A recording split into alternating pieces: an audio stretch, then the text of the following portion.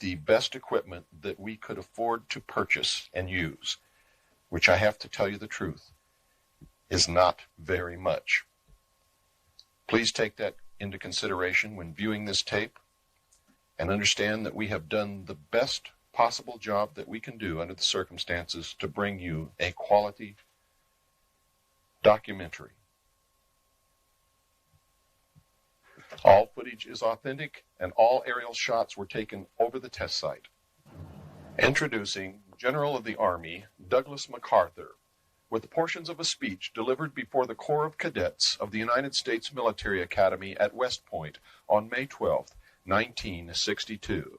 The general spoke without a prepared address, without even notes. You now face a new world, a world of change.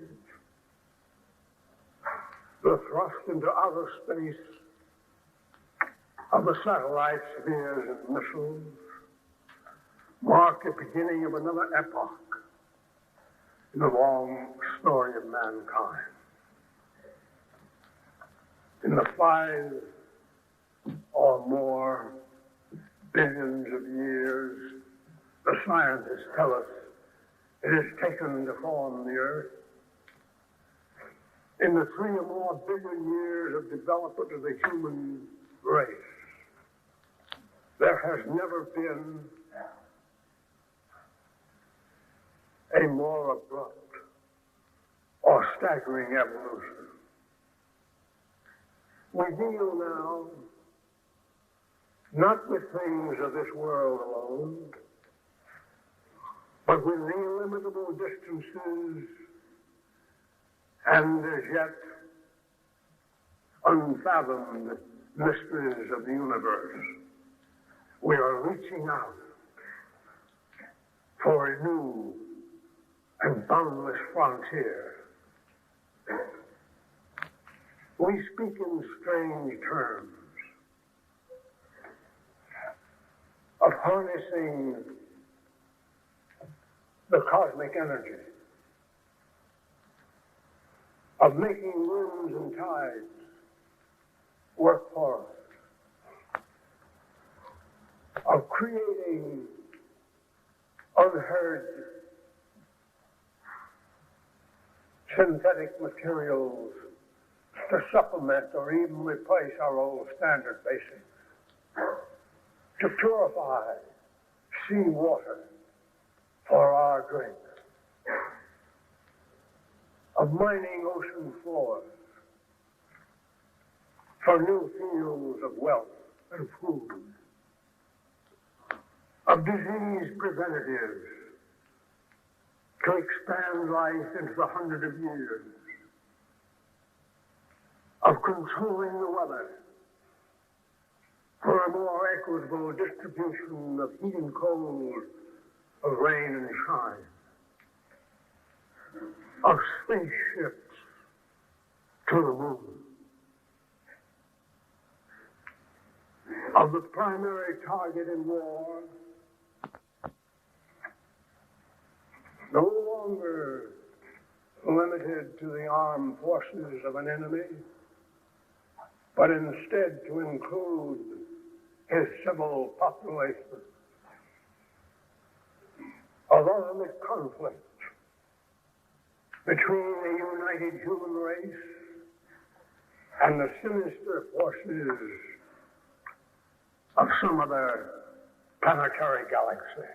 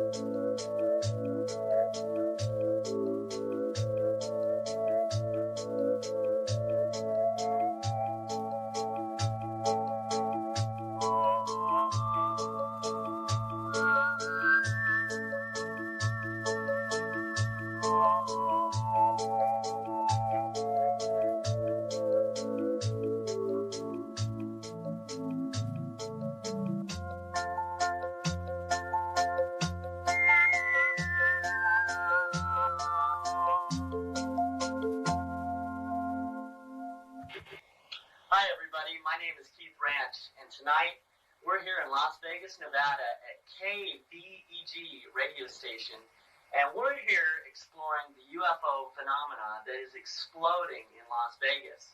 We're here with Mr. Billy Goodman. How you doing, Billy? Fantastic, Keith. Welcome to Las Vegas. We are really excited. Really excited tonight.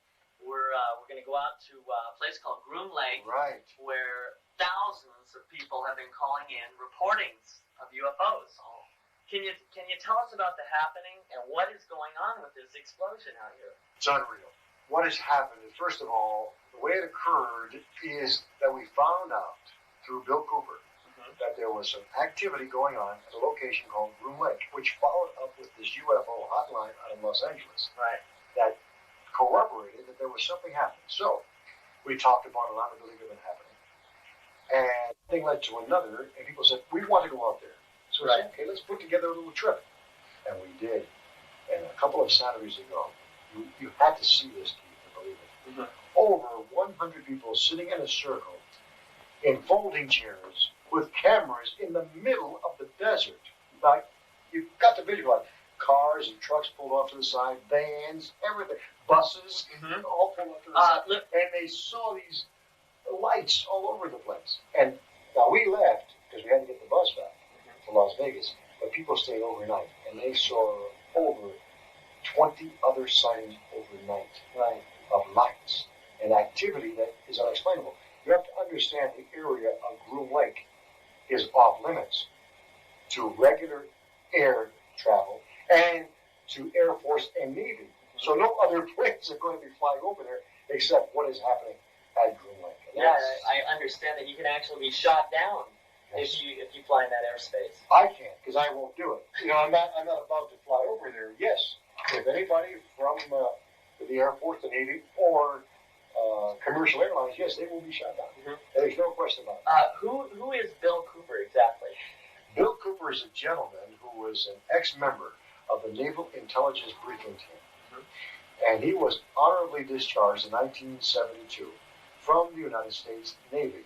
While in the Navy, as part of the Pacific Fleet, he spotted UFOs literally coming out of the water while he was on watch. Not Coming only out of the water? out of the water while he was on watch. Not only did he spot the UFOs, but other members of the Pacific Fleet also saw what he saw. Now, these UFOs not only came out of the water and flew around and did some tricks for them. They didn't do it once. They did it a number of times. Out of the water, back into the water, come out, do some flip-flops for them, and then back into the water. So this man knows for a fact, number one, he saw them with his own eyes. But that's not all. That's not all.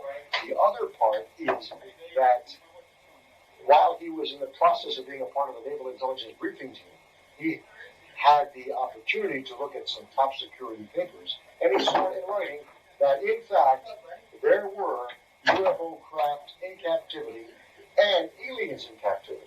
Actual aliens. Actual aliens in captivity over the years. Okay, well, listen, I guess we're going to have to wrap it up here. One more question. Have you been out to Grim Lake yourself? I was there. And what did you see? I saw lights up in the sky, zigzagging. That's all I can tell you. In other words, Could they have been our aircraft? Did they act like something no. like they have? No. Planes don't do that that I know of. Now, I'm not saying we don't have something that we don't know of that's going on at Groom Lake, but you don't see planes zigzagging up and down, flying horizontally, going up and coming down. You don't see those things as far as I know. Right. The planes that I'm familiar with. I'm not that much into aeronautics, don't get me wrong. Okay, well, I tell you what, we're going to go out there and check it out for ourselves. Do it. So, thanks for the interview, and we will talk to you later. The only thing I regret is I cannot be with you folks, but I was there, and now it's your turn. Okay, well, we'll let you know what happens tonight. I know you will, but Charles Ellery will be out there, and Charles Ellery is my guide, and he's the one who brought us up to 29.5-mile marker on Route 375. Well, you heard it You're from on the air, Billy. Oh. He's on the air. Well, No, I'm not. But I guess we'll catch up with it. as far as UFO activity and unsolved mysteries, decided to go into it and to look into what would happen at Roswell, New Mexico. I want to read you a little letter that's dated September 21. As a matter of fact, this got to the radio station today. It took a while to get here. I don't know why. Perhaps she did not mail it. But listen to this. In the late 40s, early 50s, my father was a civilian employee at Wright Air Development Center, now called Wright-Patterson Air Force Base in Dayton, Ohio. He was air eyewitness to several pictures of the craft, as well as documents that were circulated among the key personnel in the government. What is being told now is something I have grown up with. My entire family has known of this since I can remember. But we, like the others, were sworn to silence. We were all too aware of the problems my dad would face if we said too much. Can you believe this, Dave? It goes on and on. Even though we knew that things from other planets did exist, she's not saying think. She knew things from other planets did exist. We tried to deny it to ourselves because even a few years ago, to mention such things in public would have brought us one-way tickets to the funny farm.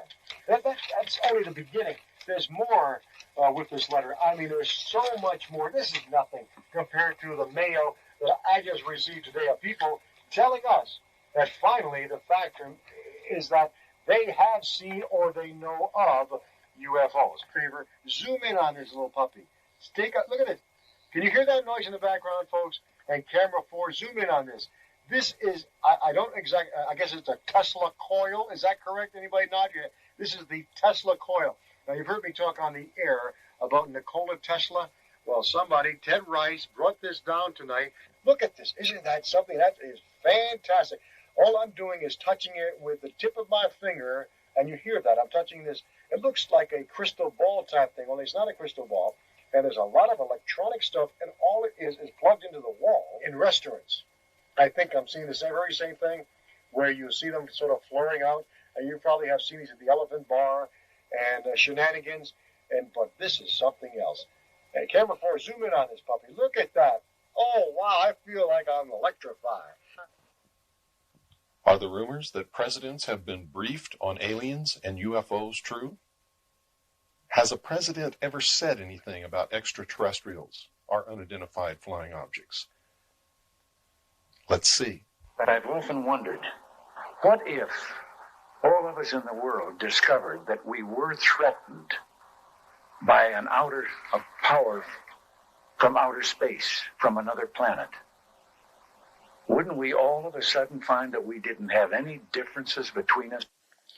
When I left Vietnam, I was sent to the USS Charles Berry 1035 for a short period with NIS Naval Investigative Service to conduct an investigation on board that vessel. 3 months later, I left, was transferred to the staff of the Commander-in-Chief of the United States Pacific Fleet, who at that time was Admiral Bernard Clary, and was specifically attached to his intelligence briefing team. I also stood watches. In the Navy, you have a primary job. Some people don't know this, so let me explain. In the Navy, you have a primary job, which you do. You also have to stand additional duty, which is called watches in the Navy. My watch station was Petty Officer of the Watch in the Command Center, which meant I was the senior enlisted man in the Command Center, in charge of the Command Center, the information. I was also the designated speak-out operator, which meant top secret, crypto, communications that came in under a specialized, compartmentalized category. I was the only one on watch who was allowed to handle that information and direct it to the specific place where it was to go. Now, normally these things are handled by radio men and communications technicians in a communications center. But in a command center where they have to have information instantly, everything that goes to the communications center also comes to the command center, so that there is not a delay in important information, urgent information getting to the right people who have to make command decisions. It was there that I saw documentation that I have to tell you right now could have been shown to me or given to me, or I could have been put in that position in order to see these documents so that I was specifically talk about them later. I'll tell you why in just a few moments that might have occurred. I don't believe that's the case. I believe that the information that I saw was real, was accurate, and is current. That I can state that extraterrestrials were real, that UFOs were piloted by them and had been visiting this Earth for many, many thousands of years.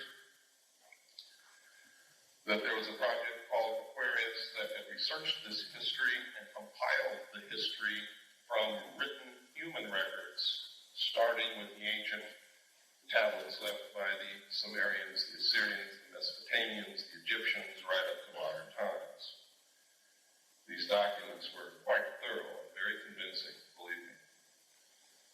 There was documentation that the United States had actually recovered crashed alien craft. The first one occurred near a small town called Roswell, New Mexico in 1947. The crash site actually covered 2 locations. One location was on a ranch belonging to a Mr. Brazel. The other location was approximately 60 miles from there where the main bulk of the craft had come down, from which they had removed 3 dead alien bodies. I saw photographs of these bodies, I saw photographs of the autopsies, and I saw photographs of the internal organs of these beings. It's stated that in 1949 another crash had occurred also in New Mexico, from which they had recovered more bodies, and that they had found one live alien creature wandering in the desert. Now you have to understand, just because I saw these documents doesn't mean that all of this actually occurred. These could have been presented to me to make me believe that this had occurred. It stated that they had kept this live alien in captivity until June 2nd, 1952, at which time he died of unknown causes. They instituted a project called Sigma to attempt to contact the race that this being belonged to. Sigma evolved into the National Security Agency. That eventually contact was made, landings occurred, communication took place, an alliance was agreed upon. This actually was supposedly happened at Muroc, which is now known as Edwards Air Force Base in California, in 1954. President Eisenhower was on vacation at that time in Palm Springs. During this time, you can see by reading the newspapers that he disappeared. The newspapers went crazy. Reporters were combing the countryside looking for the president. They were told that he had suffered a toothache and was flown by helicopter to a dentist. Well, this was not true. The true place where he was taken was Muroc, Edwards Air Force Base. The base was closed. This is also on record for 3 days. No one could go in, no one could come out. There are witness accounts that say 3 unidentified flying objects flew over Edwards Air Force Base and landed. We have a letter, which I'm going to show you later, from Mr. Redlight, who states that he was there when President Eisenhower was there. He saw the ships, he saw these creatures.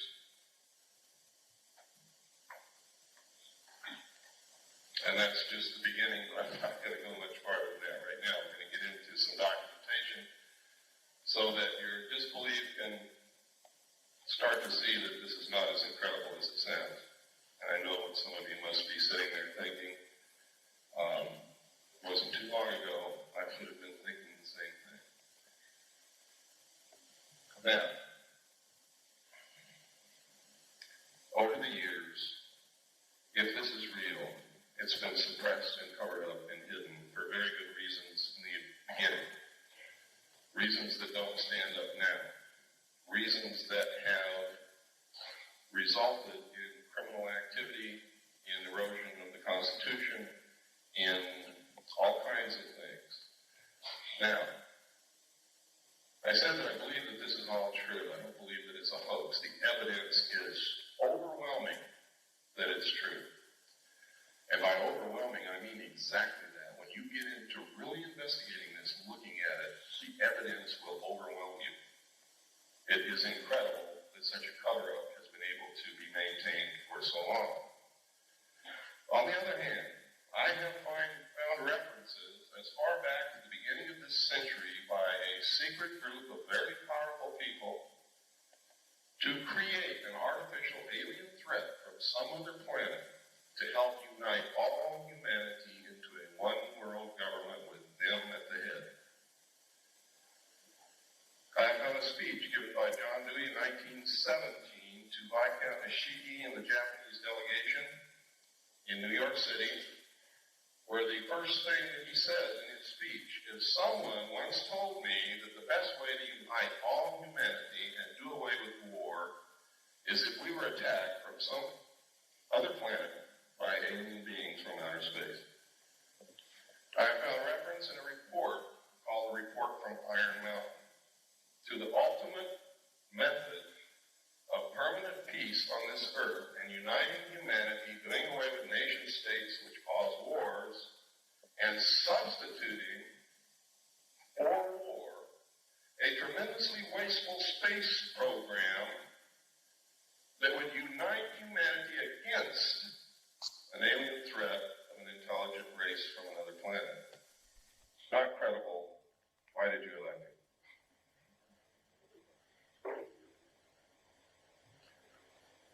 Other people have seen it fly.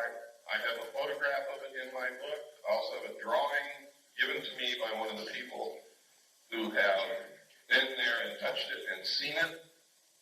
The drawing matches the craft in flight exactly. I'm also going to show you a videotape of another craft, what they call a cigar-shaped craft, above the test site here in just a few moments. So, when you hear people talking about the secret weapons, when you see the stealth fighter unveiled, what they have behind it in the wings, that you too can also go see, by the way, in Nevada, if you have the money and the time to go out there and stand in the desert all night. If you look toward Groom Lake between sunset and sunrise on any given night, you can watch them test fly this craft. But you have to be prepared to stay there 2 or 3 nights because they don't always fly every single night. This is the Tonopah area of Nevada. Tonopah Test Range is out in this area. Next. Down here you see Nellis Air Force Base. See again up here, Tonopah Test Range. Down in here is Mercury. Over here is Groom Lake. Next slide. This is the Tonopah Test Range with some revelations on it. Stealth fighter flight path, turn off to TTR, rocket on stand, radar road, large radar facilities, unmarked runways by stealth fighters is here. We could go on and on, but we don't have the time. Next. This area is also the test range. Nellis Air. Over here it says Force Base. Gold Flat, you see over here is Tonopah. Right up here it says Saucer Mesa. See that? Saucer Mesa.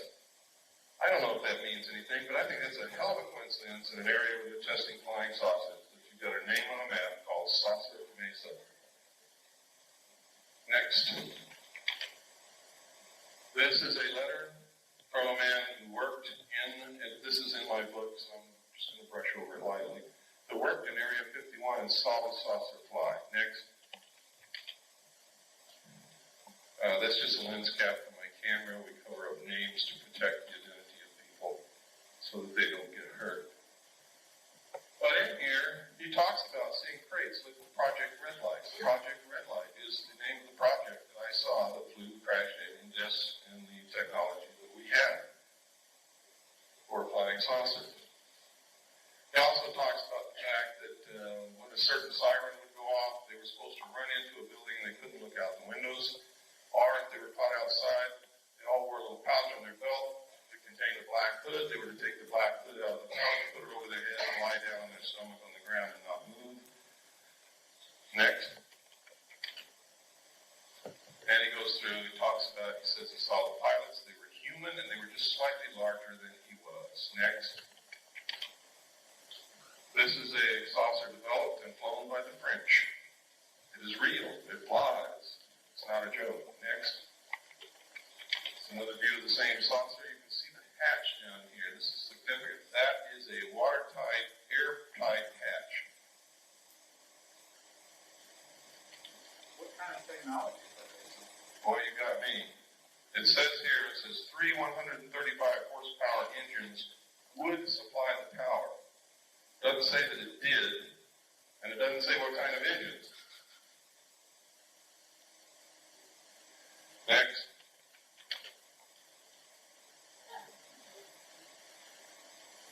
Now, if you remember, not too long ago, Jackie Gleason's wife, after he died, released an unpublished manuscript, and in it, she says that Jackie Gleason told her that he was asked to accompany President Nixon to Homestead Air Force Base, where President Nixon showed him dead alien bodies in a morgue. Jackie Gleason was very much interested in UFOs and all that kind of stuff, and he was a friend of President Nixon. Nobody knows if the story is true, but I don't think his wife has any reason to lie to us. Why would she want to discredit her dead husband with something ridiculous that wasn't true? Next. of this magazine, June 14th, 1955, next, in which this story appeared. This was information leaked by a general, and he gave them a scoop. These are actual drawings of the United States Air Force flying saucer, tells how it worked, shows the air base of the future, and what is it? I'll be damned if it isn't an underground base where they can go in and out this way, out cliffs like they do under the Archuleta Mesa near Dulce, New Mexico, or up out the top. What a coincidence. Next.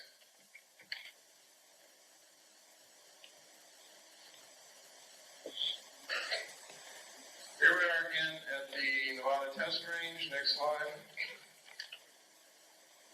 Now, this is Broom Dry Lake right here. Notice it says danger. Right up here is where the 29.5-mile marker is. Right up here somewhere is the little alien. Down here is Las Vegas. This highway goes up out of Las Vegas through Alamo to Ash Springs, then you take this highway down here to the 29.5-mile marker, and you look directly at Groom Lake on any given night from dusk till dawn, and you will see them fly. You can take photographs of them. You can videotape them. Thousands of people have done it. They have called into radio shows and said what they saw. Billy Goodman was on KBEG in Las Vegas every night. Dozens of people would call in and report what they saw out there. Next slide. That's Groom Lake again, showing the tunnels that go to Los Alamos and up to Tonopah. Next. These are the facilities at Groom Lake. The United States Air Force and the government say that there is nothing there. It is a barren desert wasteland with a dry lake bed. There is nothing there. This is where they developed the U-2. Next. It's another view of the same thing. Next. Here's another view. Same. Another view. Another view. Another view. I guess by now you all know there's something there. The runway is over 30,000 feet long. That's 6 miles. It's really closer to 7 miles from the people that I've talked to. This is the next slide. And this is what we've been able to identify as being there. The runway was built in 4 phases. They have a TAC-in, which is a tactical navigation tower, navigational aids, access road, refueling ramp, tank farm. Tank farm is fuel tanks. Pipeline, road, housing, MiG haven. They have one of every kind of MiG that was ever built here. Power lines, water supply. This is a National Security Agency, CIA satellite. It's time to take a trip. This is the Mojave Desert of California and Nevada. What you see here is the atomic test range at the end of the pencil point. It's also an area where many other military and governmental projects are tested and carried out. The U-2, the stealth fighter, the stealth bomber, they were all flown and tested there. That's the area of Groom Dry Lake, also known as Area 51, a super secret, super top secret test area. We're going to start our trip in the city of Las Vegas. I will start in another state, but we're all going to meet in the city of Las Vegas because we all know where that's at.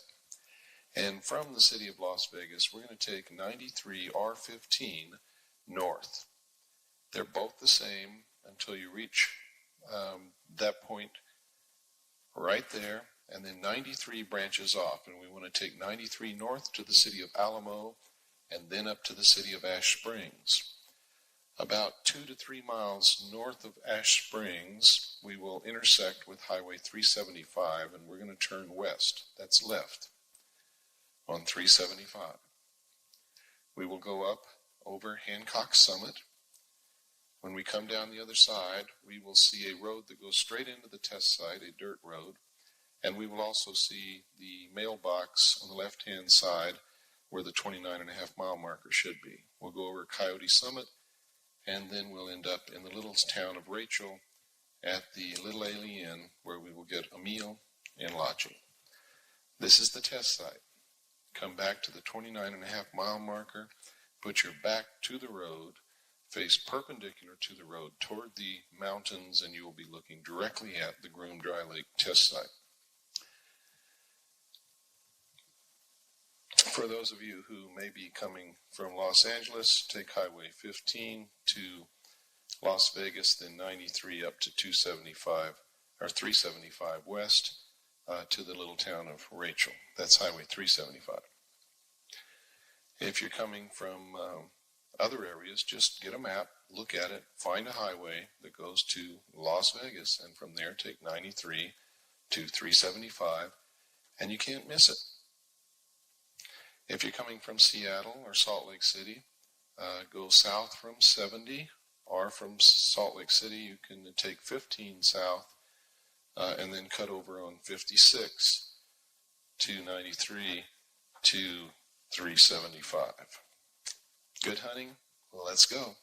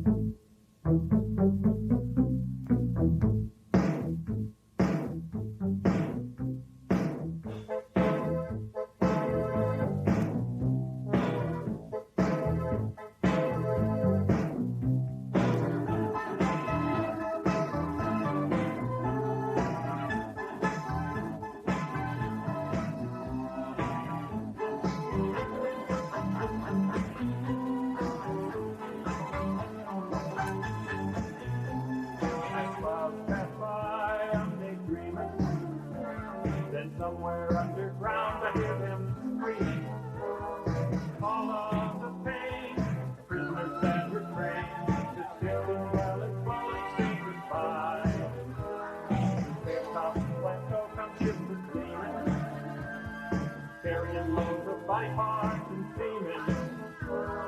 Oh, don't you know they're landing there? I've seen them on top of that mesa unit holding the sky, holding the sky. Clouds like the ships in caravans, holding the sky as day may go by. This world gets closer to dreamland.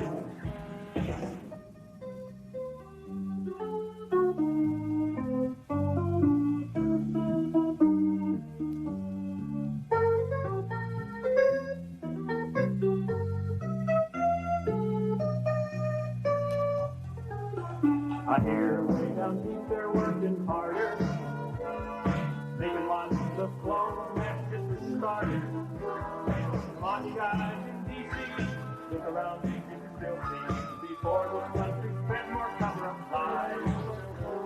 As clouds pass by, I'm sure daydreaming. I have to try and go in there to free them. Oh, don't you know? Together we can save them before the EV strike and trend by. Holding the sky, holding the sky. Clouds behind the ships and caravans. Holding the sky as days they go by. This world gets closer to dreamland. There's holes in the sky. There's holes underground. Wake up, people. Look around.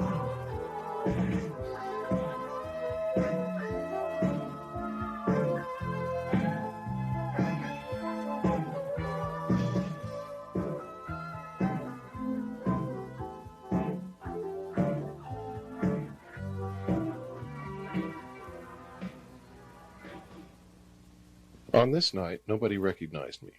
I grabbed a quick meal, registered under an assumed name, got in my Bronco, and headed back for the mailbox.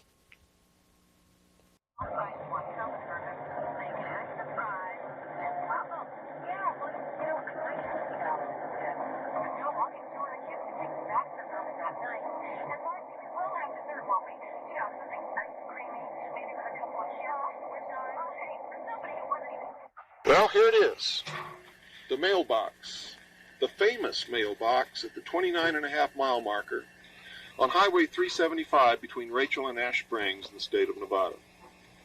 We're about 120 miles north-northwest of Las Vegas in the desert. It's cold out here. It's about midnight, I think. We've been out here for about 3 hours. The sky is clear. All the stars are out. We've got a quarter moon going on full.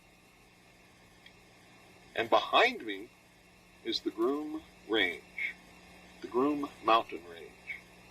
And on the other side of that mountain range is a super secret testing area called Area 51. It's also known as Groom Dry Lake. And if you're lucky enough to have a map that has it on it, that's how you're going to find it. Look for Groom Dry Lake. Many maps don't show this area.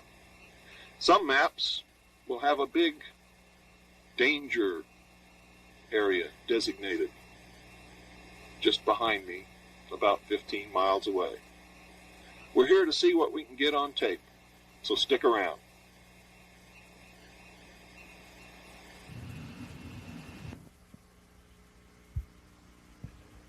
As I sat in the cold, dark desert, wondering if I were going to see anything rise up over those mountains in the distance, I thought of the 6 trips that I had made to Groom Lake.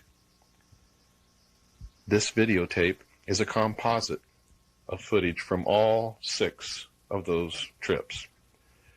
Some of the footage is out of sequence. It is being presented to you as one trip. So just remember that while all of the footage you see here is authentic footage, it is presented out of sequence. It is representative of 6 separate trips that I have made to the test site. And it is being presented to you as one trip, as if it had all happened during one trip. On every trip to this test site, I've always been able to hear some kind of tones at night. And the closer I am to my vehicle, the louder the tones seem to be. When I sit inside of my vehicle, they seem to be all around me and very loud. When I get out of the Bronco and walk away from it, then the tones fade into the distance. I have no idea what this represents or what it means.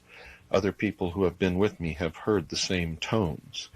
Carolyn O'Patry, the secretary of a Superior Court judge in San Diego, has sat in the Bronco and has heard the tones near the mailbox on Highway 375 and also at the warning signs right at the border of the test site.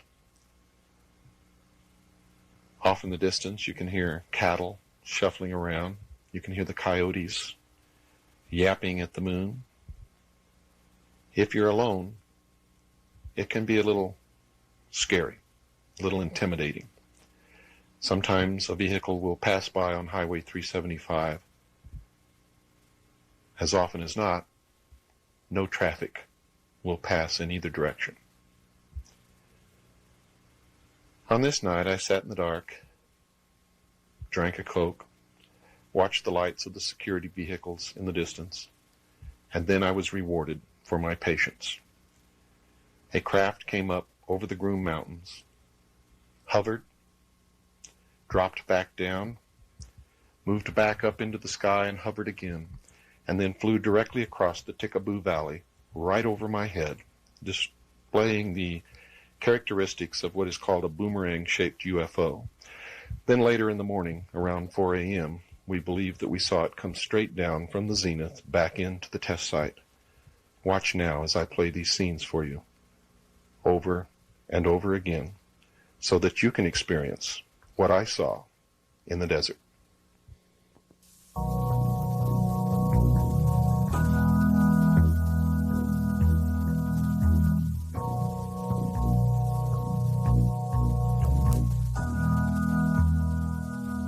I saw it there,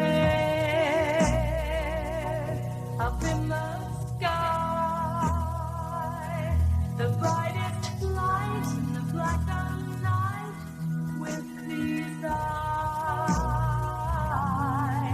It seemed to float,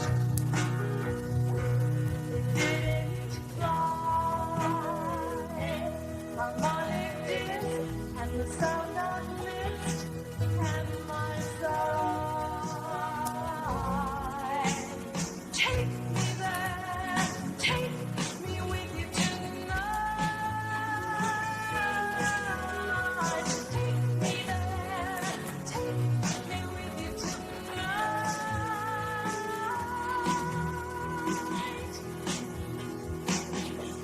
Have you come here to stop our fear, or even the scar for nuclear war? Some forgotten year. Teach me how your light shifts run. Harmonic disc, please take me with. Let's fly through the sun. Take me there, take me with you tonight.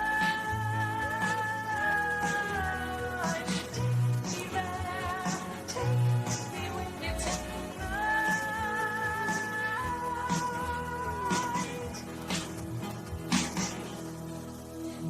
It came down low and it passed me by a wounded star, straying far. But down you're too close, get over the mountain highway, up, away, you go. Take me there, take me with you tonight. Take me there, take me with you tonight.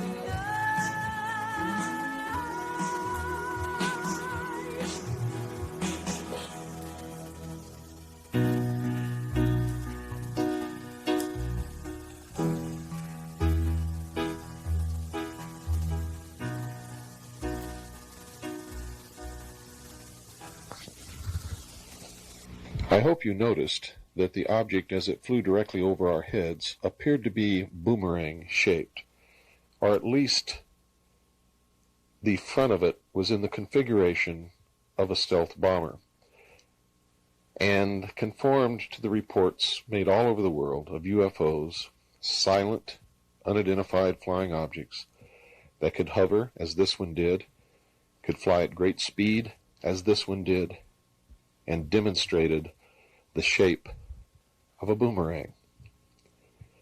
I have also seen other types of unidentified flying objects over the test site, one of which I photographed, and it is almost exactly the same as the photograph that Gary Schultz made from the mailbox location at the 29.5-mile marker on Route 375. So I'm going to show those to you next. And then we're going to take a trip up to the warning signs in the morning and see how close we can get legally without breaking any laws.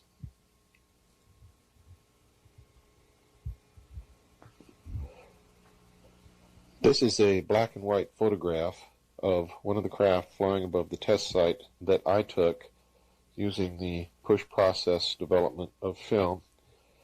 And I want you to notice that when I show you the photograph that I published in my book, which was contributed by Gary Schultz and taken from the mailbox location at the test site by Mr. Schultz, that these two craft are identical. And then I'm going to show you a drawing that was also published in the appendix of my book, given to me by someone who claimed to have first-hand knowledge of what these craft are, and who claims to have actually seen one at Norton Air Force Base. So compare the three, and you'll see that definitely they conform. They are the same craft, in my opinion. However, you can make your own judgment. This is the photograph that was taken by Gary Schultz, which he so kindly allowed me to publish in the appendix of my book, Behold a Pale Horse. You can notice the similarity. They are almost exactly identical. He took his on a color film. I don't know exactly what type of film he used, but they are the same craft. Now watch as I show you the drawing furnished by a source whom I cannot name, and I hope you will understand that. This is the drawing of the craft that appears in the appendix of my book. I cannot reveal the source because the source would be in danger. You can see, though, for yourself that there are two seats plainly in view in this drawing, and what appears to be maybe two other seats around behind that center apparatus, whatever it may be. You can also see that there is an airtight, watertight door, similar to the doors that we used on board the submarine that I was on, the USS Tyro SS-416. You can also see from the cutaway that it appears to be some kind of electromagnetic drive. Although I'm not a physicist, I don't pretend to know how this is driven. Just from looking at it, that's what it appears to me to be. You make your own decisions, however. Now let's take a trip up the road from the mailbox to the Steve Medlin Ranch and down to see how far we can go legally to the test site.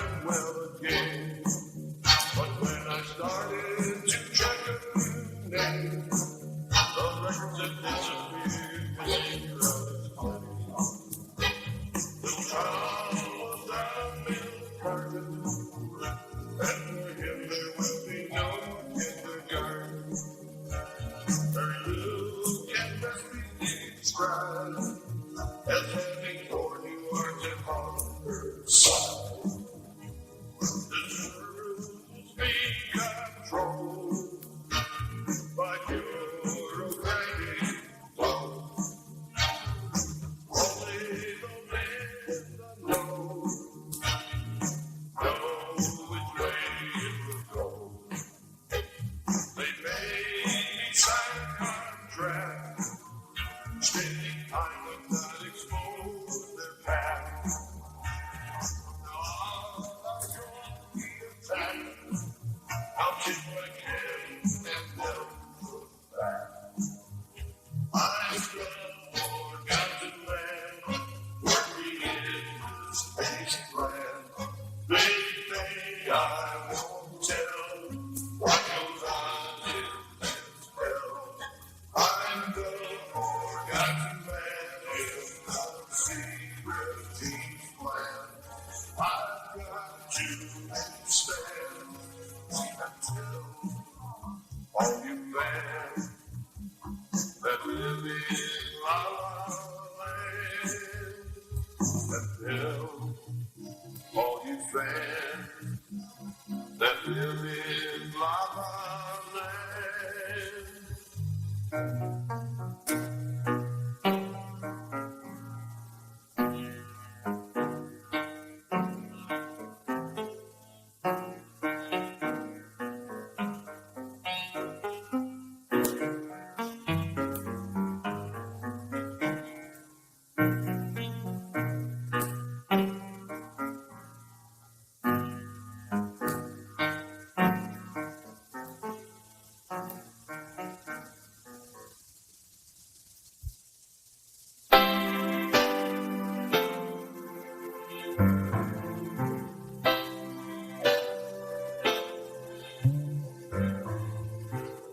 All below the sky and away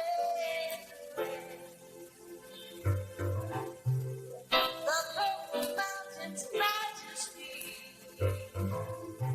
above the sunny plain.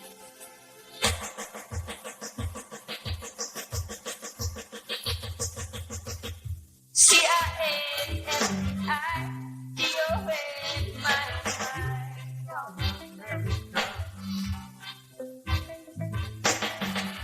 Boris Johnson, JFK, I wonder who's that way.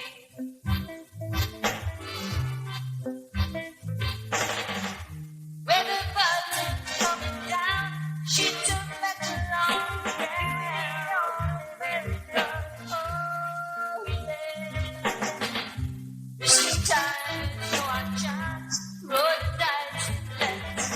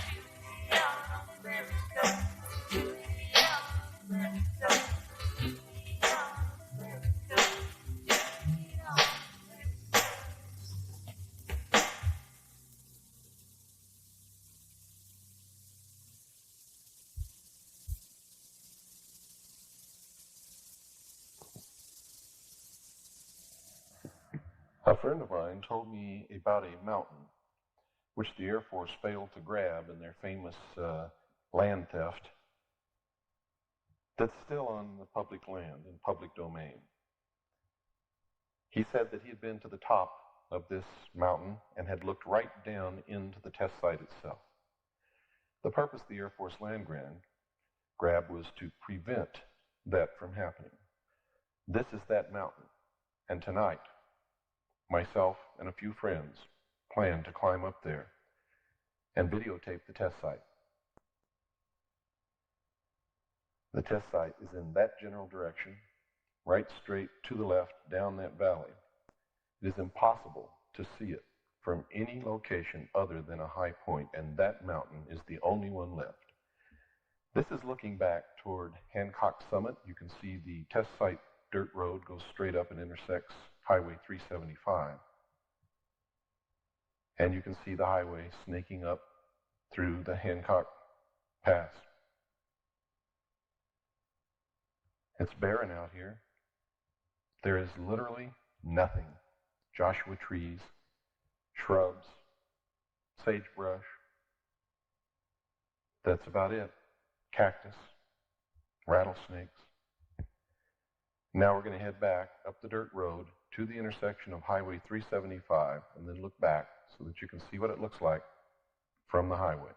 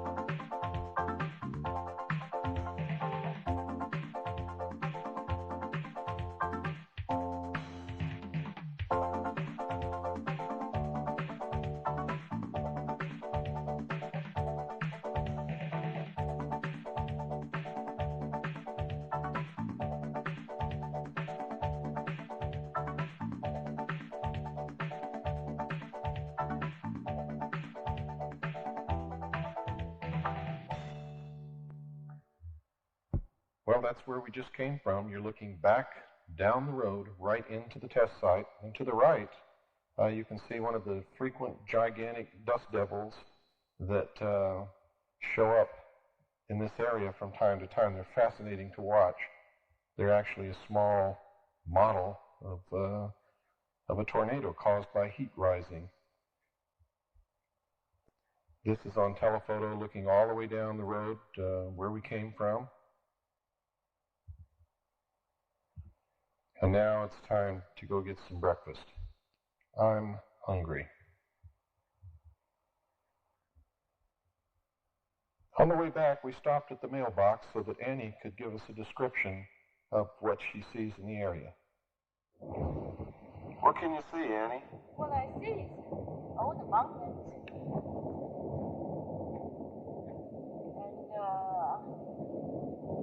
nothing here. Desert? Desert. You see anything out in the distance at all? Well, I can see some snow on the top of the mountain.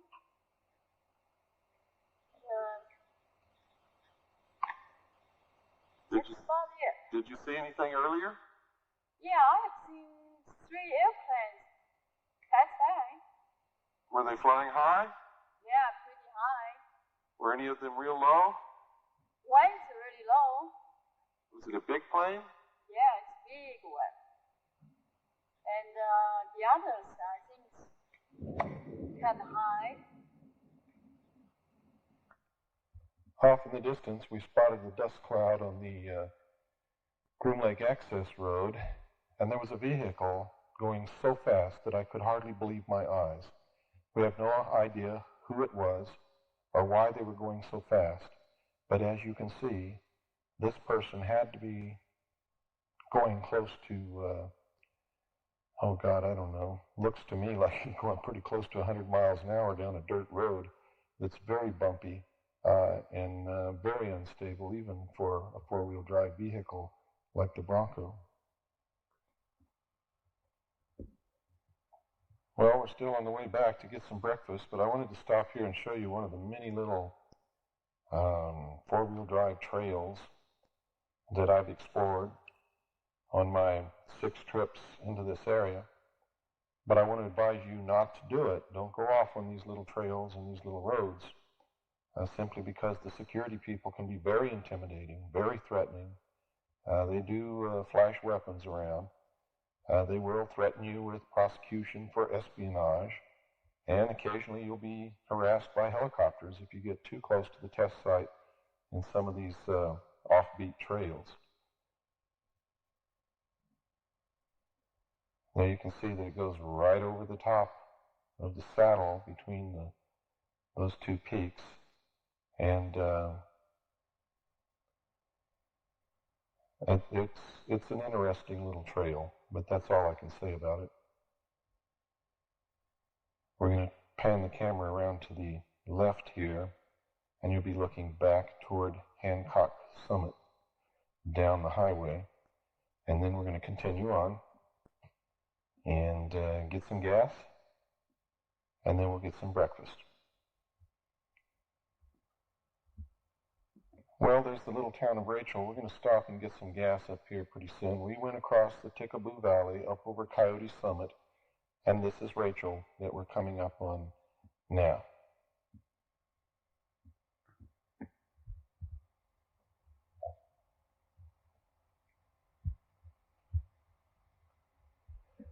Make sure that you stop and get gas when you're at Rachel, and try to keep your gas tank full all the time because it's quite a ways to any gas station.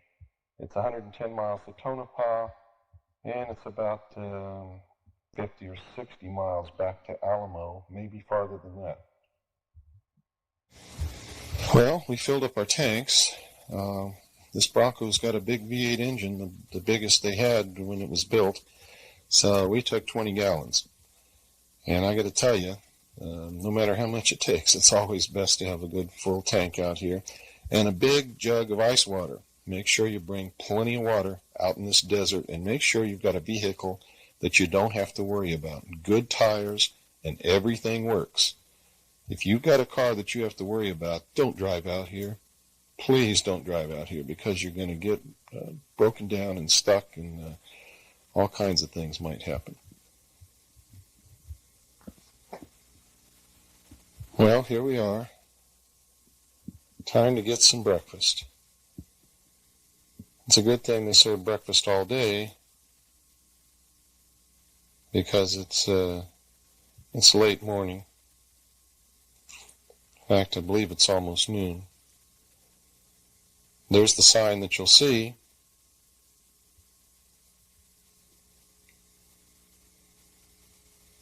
And you can see that the road's a little bumpy coming in here to the parking lot, but the parking lot is a nice paved lot.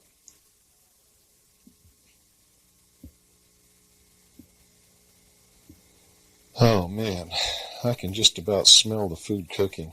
Pat is an excellent cook, and I just can't wait to get some of her good cooking. Now, on this little job, I was recognized, and everybody in there knows who I am. And that was Joe.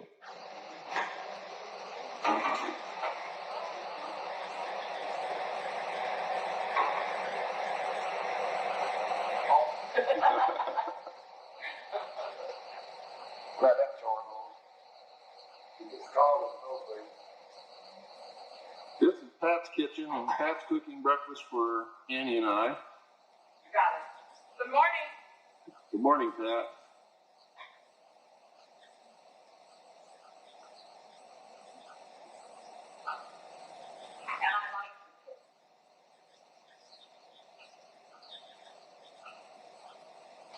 Oh boy, does that look good. Probably more at home out here than any place else.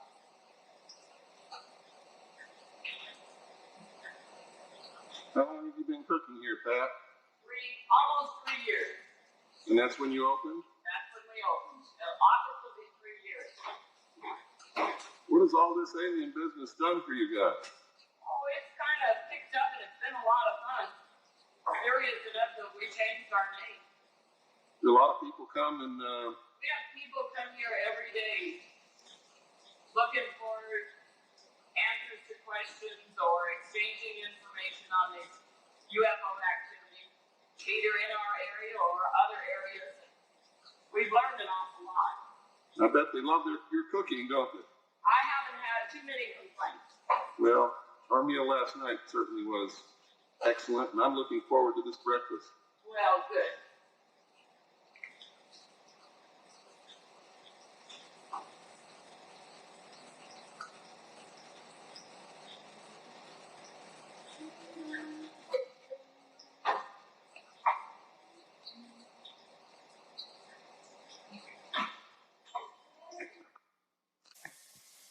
While waiting for breakfast, I thought I'd pan around and just show you some of the things that are on the walls. These are pictures of General Ramey trying to explain away the Roswell crash as a weather balloon. One of his warrant officers, a meteorological specialist, also said it was a weather balloon. And on the right, you can see Jesse Marcel, Major Marcel, holding pieces of what was purported to be a weather balloon. Of course, he said in his own interview later, many years later, that it certainly was not a weather balloon. It wasn't anything that he was familiar with at all in his experience. These are just some of the photographs of UFOs that Pat and Joe have collected from visitors and from their own efforts. And these are what are purported to be alien beings. The only one that looks familiar to me from my naval intelligence days is the one on the top right.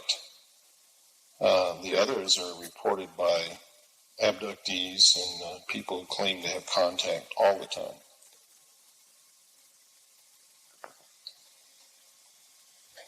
This is what Pat and Joe affectionately call the Rachel Wall of Fame. You can see it has the winning baseball team and some of the local people on there who have done some things that are noteworthy. And one of the desert characters that live in the area on the top right there. Well, we've enjoyed all the people that we've met while we've been here. It's people from our own country, people from all kinds of other countries. And every one of them are just absolutely exquisite. Whether they're here just traveling through to see our great country, or whether they're really here to come and look for the UFOs. As you can see, Rachel is a very tight-knit little community. There's only one picture on that board that really shouldn't be there. On Rachel Days, they had a big parade. Billy Goodman. He's been thrown off of more radio shows and out of more radio stations just for trying to get the truth on the air than anybody else in America.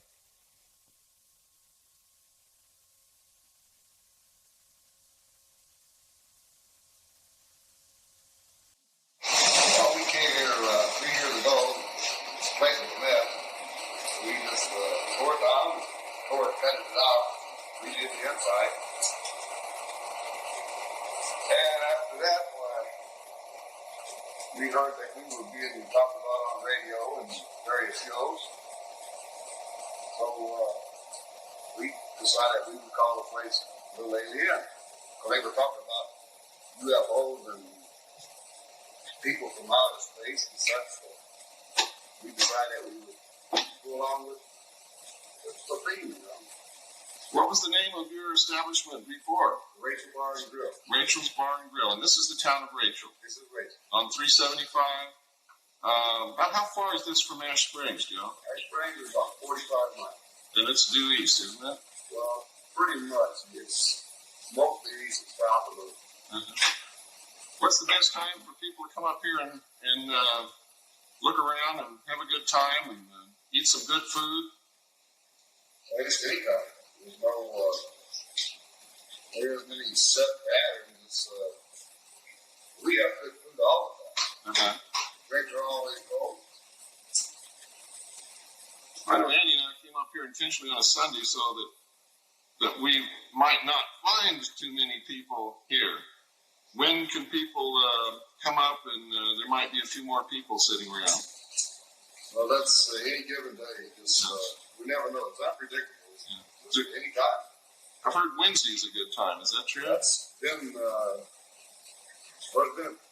people reporting Wednesday morning, Thursday morning, Wednesday night. Was quite accurate. But then you never know. You know, it can happen anytime. Yeah. Well, I guess you've met a lot of interesting people and made a lot of new friends. Oh, you bet. Probably learned a lot of new things. You know, I can't put it all in one. I can't put it all in writing. It's just amazing. Well, that's great. All the information that's available it's really mind-boggling. So many people are interested in this UFO thing.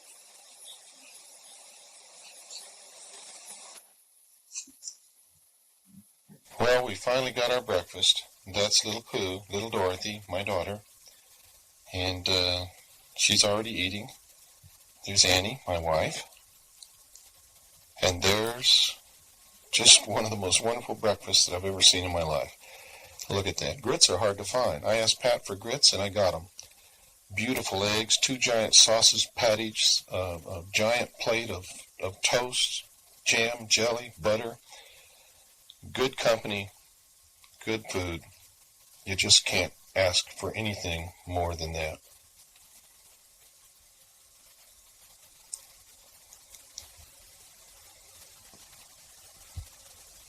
While I was eating, I looked around, and what did I see? This little fellow, tacked up on a door, eating strawberry ice cream. We took Joe's advice and came back on a Wednesday night. As I walked in the door, the room was full of people. I recognized Anthony J. Hilder from Radio Free America, whom I'd done many talk radio spots with. Norio Hayakawa, Gary Schultz was there. Charles Wren of Millennium Productions, a Japanese film crew from Tokyo, Japan, and many other television crews were present. In fact, the TV cameras almost outnumbered the people. Later, George Knapp from KLAS and a camera crew would show up from Las Vegas, Channel 8, along with John Lear and Bob Lazar. We moved around the room and talked to many people that we haven't seen in quite a while. Some of them we met in my lecture trips around this country. Charles Wren of Millennium Productions was later that night to make his mark on history as the first civilian ever to get real, live footage, video footage, of the installations in Groom Dry Lake, also known as Area 51. Charles was a part of an expedition put together by Gary Schultz and myself to trek up the mountain that I showed you earlier in this videotape and attempt to do exactly what Charles did. Half of the expedition, led by me, stopped at an intermediate level. Gary Schultz managed to reach not the highest peak, but the second to the highest peak, where Charles Wren was able to gather his historic footage. You'll see the results of that expedition later in this videotape. Right now, let's watch and listen as Anthony J. Hilder introduces the first speaker at this historic first UFO convention ever conducted near the test site at the Little Alien in Rachel, Nevada. Gathered here tonight not to discuss so much whether or not there is saucer activity in Groom Lake and Papoose Lake. Thanks to individuals like Bill Cooper, Gary Schultz, Norio Hayakawa, Bob Lazar, and company, that's a matter of fact. It's a given. That's not the purpose of our gathering here tonight.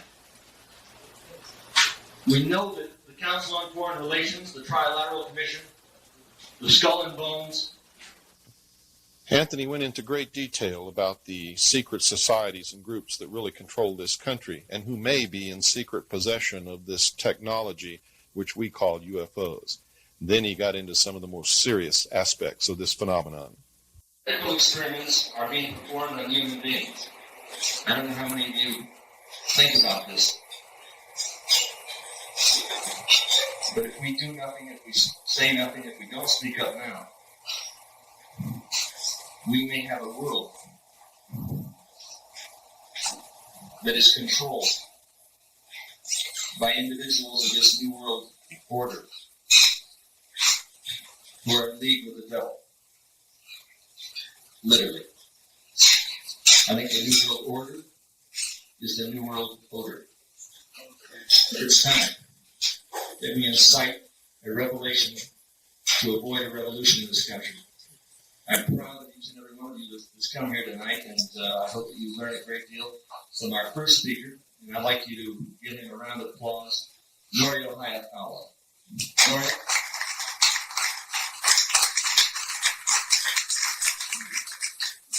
Thank you very much for coming to this unprecedented event at this alien, and thanks to the hospitality of Pat and Joe Travis, we are able to have this event tonight. And I think that rather than to really antagonize people and so on, I think our main objective, of course, is to have a good time, okay, but also to learn something and also to reflect on ourselves what we're doing here.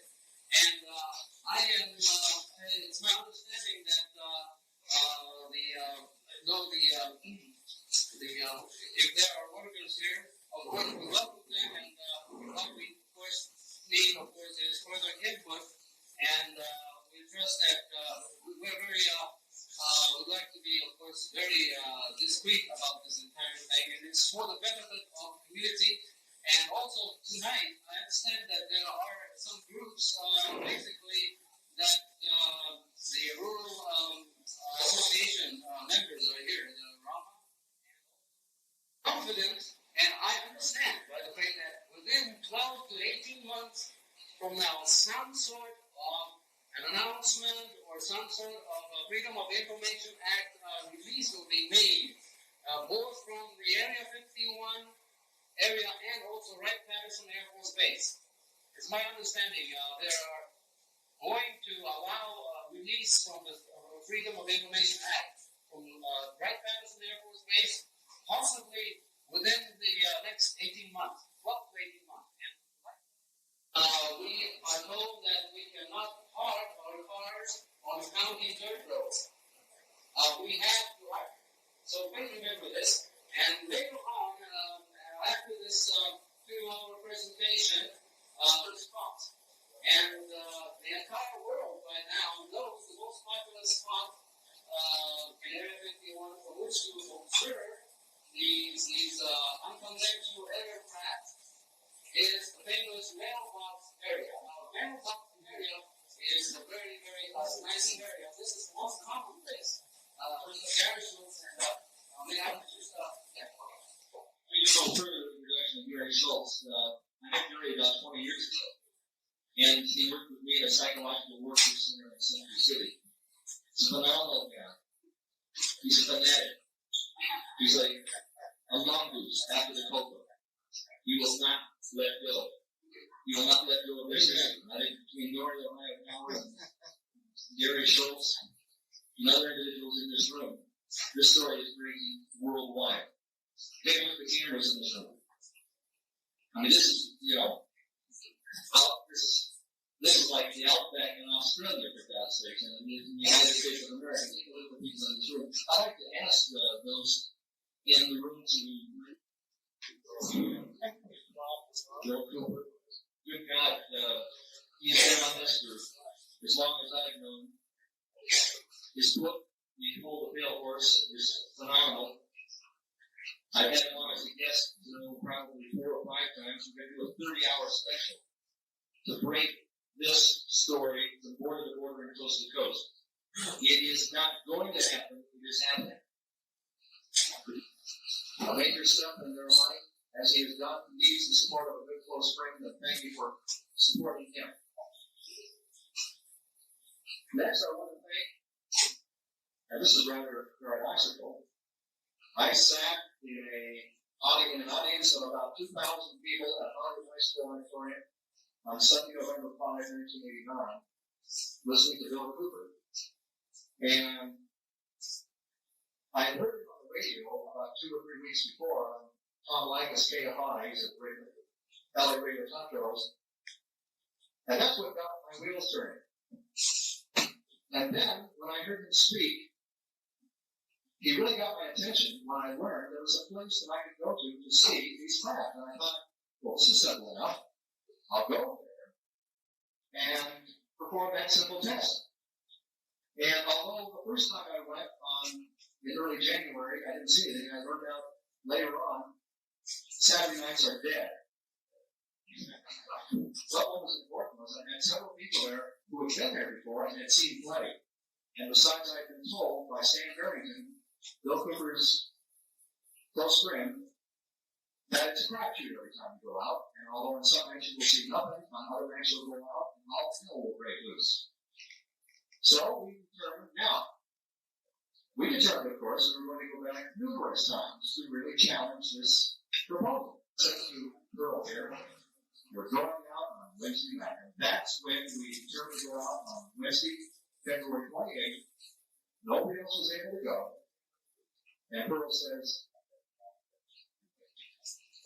are you sure you want to go? Nobody else wanted. I said, of course. I said, think of this show. It's broadcast all over the Western States. Think of thousands, hundreds of thousands, perhaps, of people listening to it, and the information is still very all over the world. People will be there from all over Europe, Australia, everywhere, to say nothing of Las Vegas, which is so close. I said, let's go. There were plenty of people there. We went, and nobody was there. We were it. And suddenly, at 7:30 p.m., the first saucer came on. And I was sitting in a lawn chair beside the car, and I about jumped out. I was ready. I had my camera in hand, and I jumped up and started flashing away. 5 more saucers came up, and that photograph is a result of the closest encounter with one of those 6 saucers that night. And I was convinced. I'm a bit more avant-garde than Mario.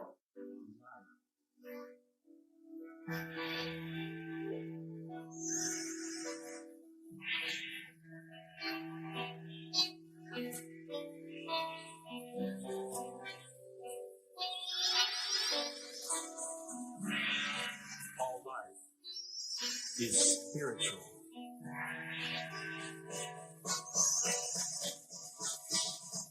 Have you had the feeling there's something deep inside? This sense time clock is reeling towards the future that yours to find. The daily life and daily strife goes on to the end. But like the ocean tide, truth comes again and again. Take back the power you gave. Take back authority. Insert the world you made beyond eternity. Life and love and liberty walk hand in hand with those who will see. Limitations are not for the bold. Chains are chains, whether iron or gold. Have you had the feeling there's someone looking inside? It's there then gone, baby, pleasing, even hours of missing time. What they used to subdue you was a sound and a flash of light. They imitate the great sound of you. You will banish the night. Take back the power you gave. Take back authority. and serve the world you made beyond eternity. Love and love and liberty. Walk hand in hand with those who will see. Limitations are not for the bold. Chains are chains, whether iron or gold. There's a pulse wind blowing through this land, and every one of you must wake up knowing every woman and man your government has been dealing you. A lion, a cheating hand. All I have is believing in a way that's part of me. It's science, art that's breathing with life from the cosmic sea. I've seen it work on even the worst of metallic implantees. When fears around, sing the sun first. Here is a natural ease. Here is a natural ease. Here is a natural ease.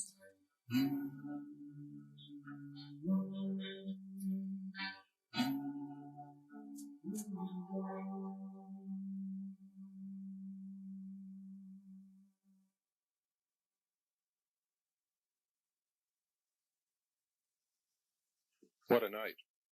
When the conference finally ended, it was about 2 o'clock in the morning, Thursday morning, and those of us who were participating in the expedition scrambled for our vehicles. Approximately 8 other cars followed us out to the base of the mountain. I took the lead in the Bronco, followed by the 4-wheel drive Jeep. 8 other vehicles followed along behind the Jeep, full of well-wishers and onlookers, some of whom camped at the base of the mountain all night, but did not climb up with us. Bringing up the rear was a Lincoln County Sheriff's Department patrol car, which Sheriff Dahl had sent with us to make sure that we went to the right place, stayed out of trouble, that all cars were parked off the county roads, and that no one harassed us. Thank you, Sheriff Dahl and your deputies, for your consideration and for your help. When we reached the area near the mountain, those of us with 4-wheel drive vehicles took off across the desert. The rest parked and waited. It was dark, but later on the moon came out. We thought it would be an easy climb, but we were met with sheer drop-offs, cliffs, steep gullies, rocks, cactus, and occasionally in the distance you could hear the rattle of a snake. Those of us in my party stopped at an intermediate level. We didn't get to see what Gary Schultz's party saw later on in the night, but we sure had one heck of a good time. You see me in there? I'm looking.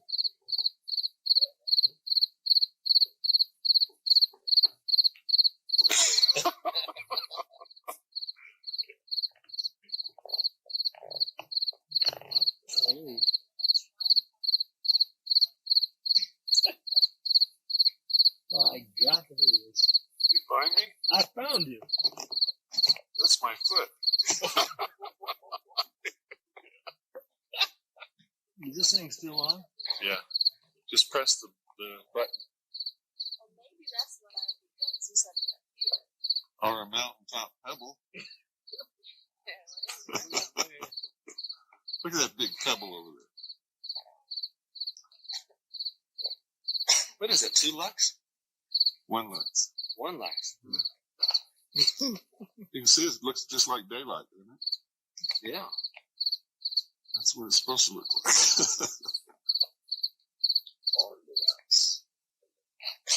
Say some words of wisdom, Nuri. I'm run out of that.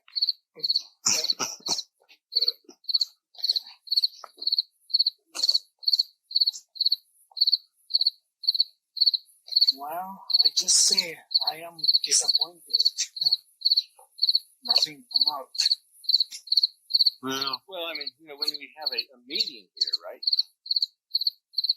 And Rachel and advertise it, and KLAS television comes up, you don't think they're going to bring up a saucer for it? Right? Doesn't make much sense. Does it, Bill? No. Of course not. I don't know what exactly to say. I get sort of staggered. Trying to put, it's difficult to put all my words together. You done a fine job on the book, and if you want an endorsement from me, just send me a self-addressed stamp. Self-addressed stamp. Oh, boy.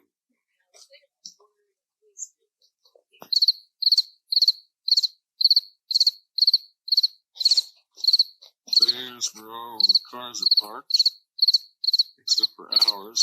We lost ours.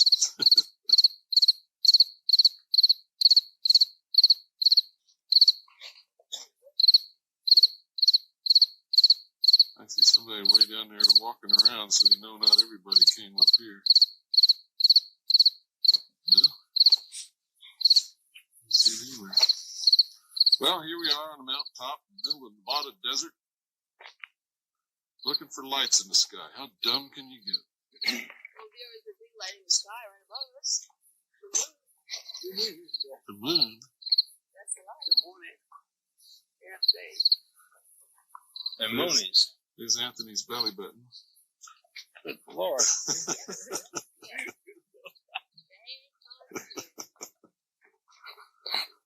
And there's where the real crazies went, over there.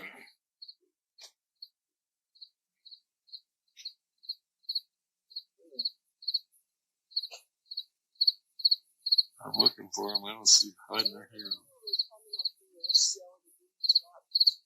Yeah. I can give us a show. Oh, there they are. I see them. You do? Yep. I sure do. Yep. Are they in the top? On the top of the first hill. Yep, there they are. Gary Schultz and his party managed to reach the second to the highest peak on the target mountain. As they looked out toward Groom Dry Lake, this is what they saw. It was extremely difficult to focus the camera, but Charles Wren has to go down in history for being the first civilian ever, to our knowledge, to bring back real live video footage of the actual installations at Groom Dry Lake, also known as Area 51, that the government, the Air Force, the Navy, the Atomic Energy Commission, and every department of government has denied exists at all.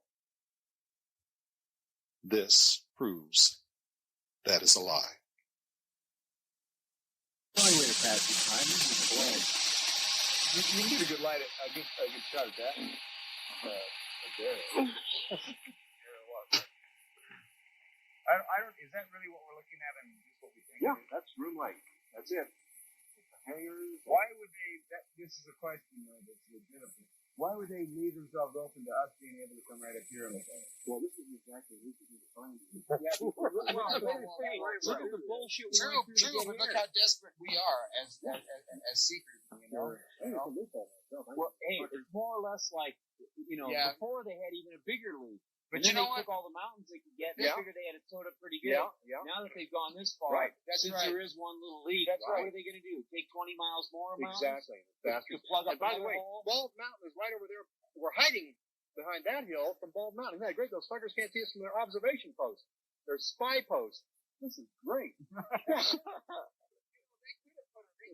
could have built it down there about 40 miles down, right? Like you're saying. But, see, that's 40 miles closer for us, too. Right. Now, it may be harder for us to view it, but it's 40 miles closer. Most people would probably coming up the extra 40 miles say, fuck it, because, I ain't going to go all the way. And there may not be nothing happening. True. And then again, when I do get up there, I have to hike 2.5 goddamn, or 2 miles or whatever, up or a mile, whatever they have, up this hill and it doesn't look like that many lights, necessarily looking from here. When you look through the binoculars, there's a shitload of stuff. Oh, good. Let me see the binoculars. Does anybody have binoculars? Oh, thanks, Jerry. Let me get my glasses off here. There's a strap here. All right. Between 4 a.m. and 5 a.m. Thursday morning, Gary and his party watched this plane approach the runway and land at the facilities at Groom Dry Lake. Watch closely, and you can see the plane land directly in front of the lights. Later, as Charles Wren films the installation during daylight, you can see the runway in this exact position.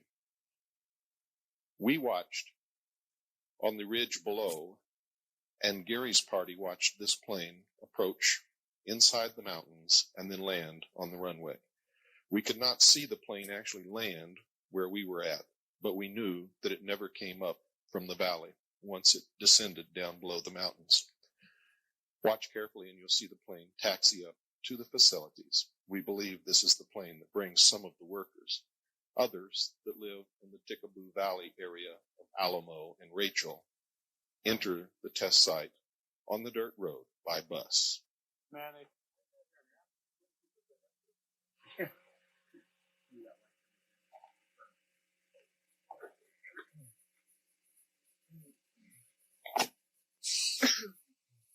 you ever heard anything about the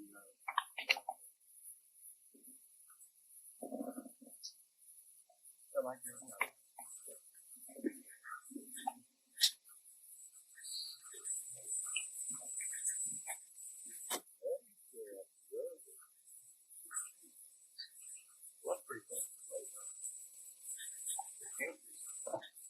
Yeah, I remember those guys. It looks like they got their back reverse. Reverse. Huh.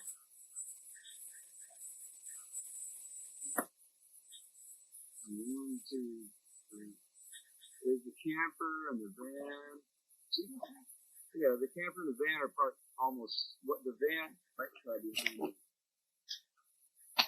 Probably one of the guys in the truck. There's many people came up in here. Maybe it's that black dude that was in that here. There was like, let me see, there was six people. There you go. Look at this guy.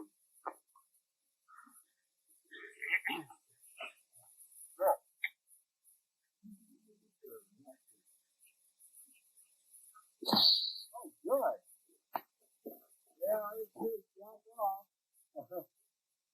Yeah. Oh, he's it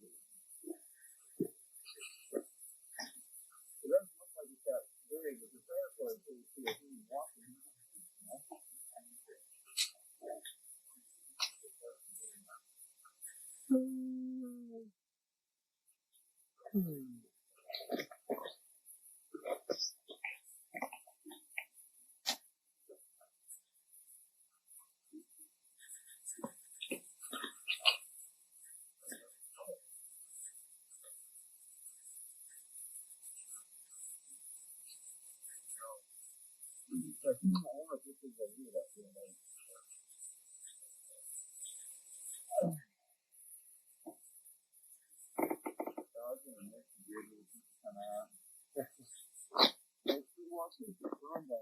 Well, not confirmed, but mentioned by everything. Yes.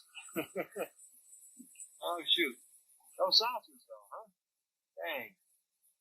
Well, they could have come up earlier. Next time we'll have to come up here in the late afternoon. Yeah. Let's come up here when it's about 110. Yeah, right. Well, not cool, isn't it? Gary, do you know? No, that's a good question. Probably underground springs or something. Well, I see the guard check, and See it, Jerry? I think I do. Is that what I'm looking at? You should be able to see it from here on. But that's another. That's not the guard check you and I approached here.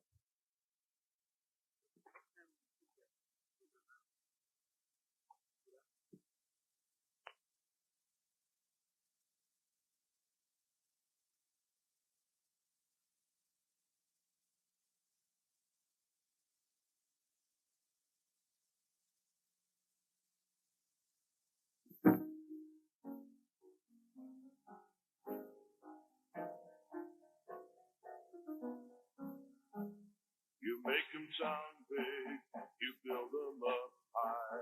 You alter all the history books so the truth becomes a lie. No dirty deeds can stand apart from actions at their cost. No phony hero history can make up for broken laws. Educate the people was the Jefferson command. National security excuses weren't used then. You think you can act this way and slip it right on by. You hurt just one of your native sons is an incorrect reply. We know the heroes that took a risky stand. Some have died, but all have tried to keep this a free, free land.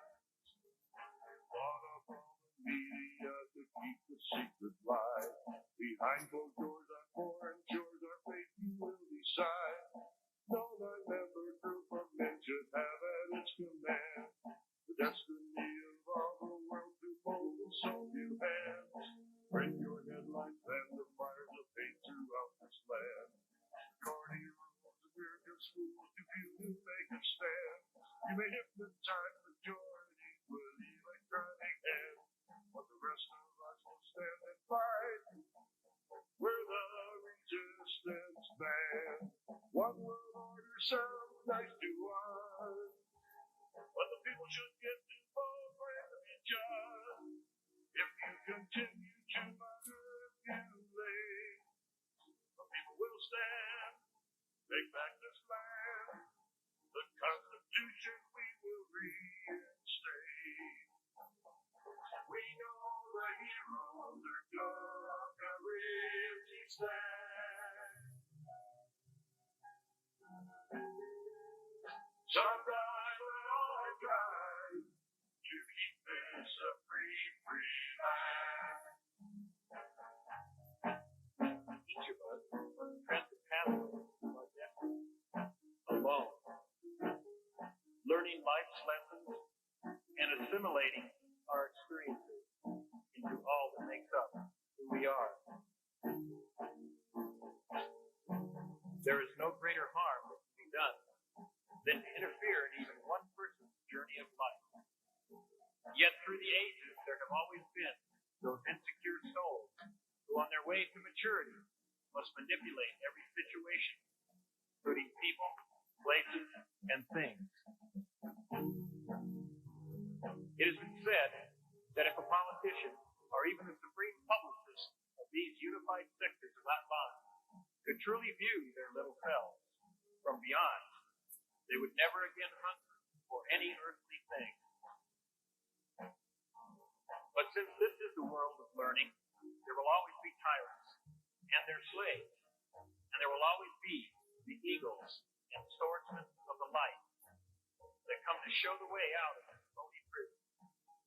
We salute all those who stand up for freedom in times of peril. We know the heroes.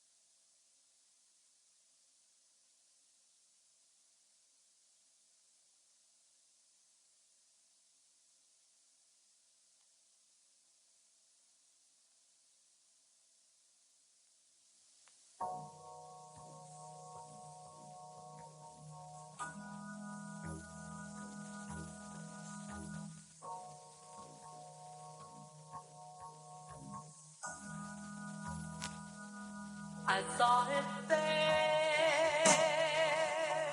up in the sky, the brightest light in the black of night, with these eyes. It seemed to float, didn't fly.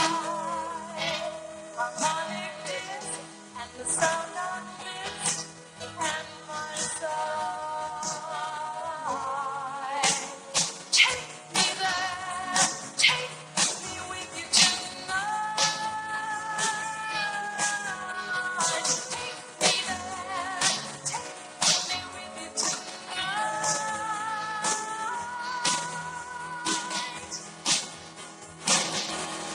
You come here to stop our fear, or even the scar for nuclear war in some forgotten year. Teach me how your light ships run. Harmonic disc, please take me with. Let's fly through the sun. Take me there, take me with you tonight. Take me there, take me with you tonight.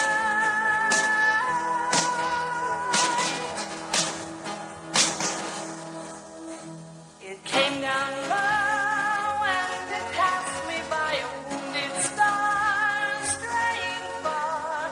Look down, you're too close, get over the mountain highway, up, away up, away up you go. Take me there, take me with you tonight. Take me there, take me with you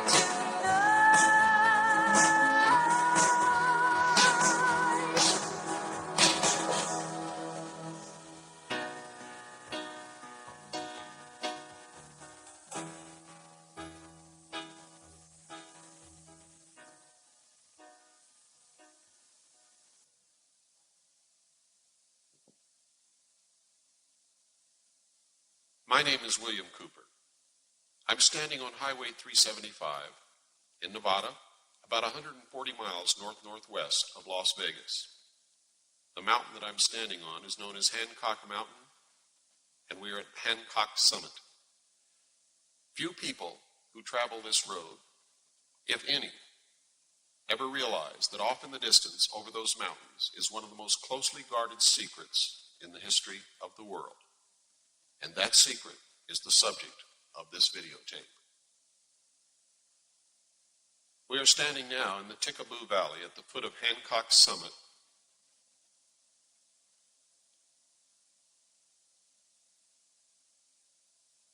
Across the valley, approximately in the center, is a ranch owned by Steve Medlin. This is a cattle ranch, but it is also one of the first lines of security for a super secret test site known as Area 51. On maps, when you can find it on maps, it is labeled Groom Dry Lake. Until recent years, this area was so desolate that few people ever bothered to venture into it. And also until recent years, there were no small towns anywhere near this area. Appearances are deceptive. This film was made in January. In the daytime it's chilly, usually requires that you wear some kind of a light jacket and sometimes a heavy jacket. But at nighttime, temperatures drop well below freezing. During the 2-week period that we filmed this documentary, we were only able to really use our cameras on 2 nights, because on all of the other nights, our equipment froze up and was literally useless. If you should venture into this area in the wintertime, make sure you bring plenty of warm clothing and emergency equipment should you break down at night. There is nothing out here except cactus, Joshua trees, tumbleweeds, snakes, lizards, a few birds, cattle scattered everywhere.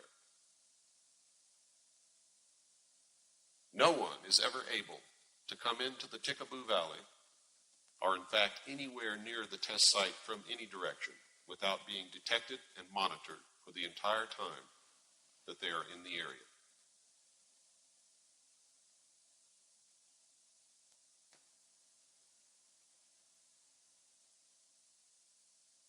Security is scattered throughout the valley.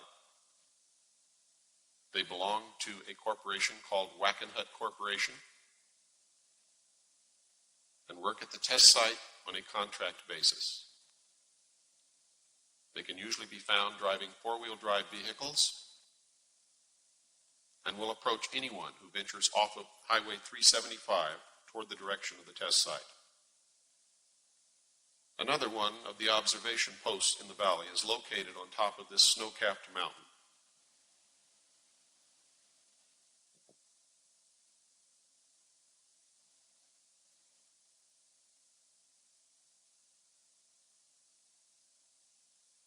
If you look carefully, at the very highest peak, you can see the observation tower.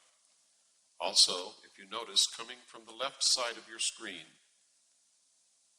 you can see one of the black helicopters that patrols the entire area on a random basis. From this observation point at the top of the mountain, they can see everything and everyone for a radius of 80 miles.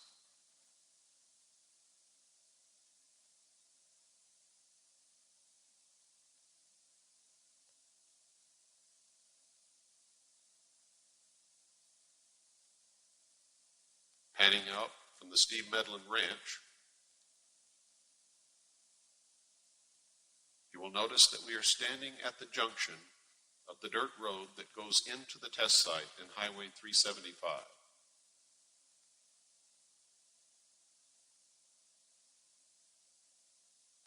This road actually approaches the test site from the north, and the actual test site is about 45 degrees to the left of the road and over the mountains. Most of Nevada can be classified as open range. Open range, for those of you who have never heard the term before, means that there are few, if any, fences, and cattle roam freely. You must be extremely careful when driving at night and during the daytime, because cattle can frequently be found standing directly in the center of the highway. This is the area known as the 29.5-mile marker, although there is no actual 29.5-mile marker. But this is approximately halfway between the 30-mile marker and the 29-mile marker. This is the famous mailbox on the side of Highway 375 in the Mojave Desert in the state of Nevada.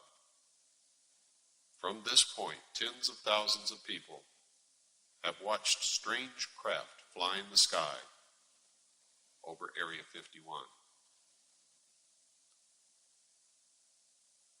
This is the small town of Rachel. It hasn't been here for very long. Most of the people who live here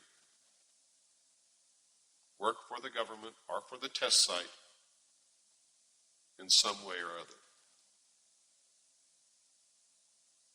The entire town is made up of mobile homes, RVs, and camping trailers, and there are really only about 2 or 3 permanent buildings.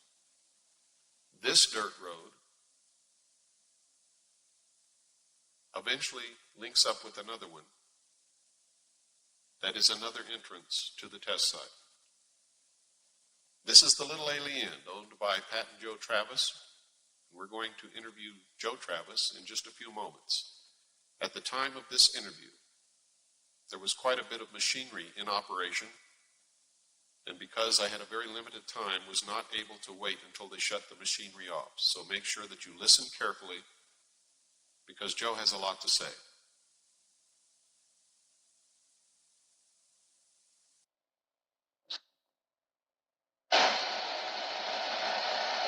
we've been here. I've going on 4 years, be 4 years in August. And it's been an experience. All the beautiful people we've met, things that we've learned about UFOs and such. It's been a fantastic experience.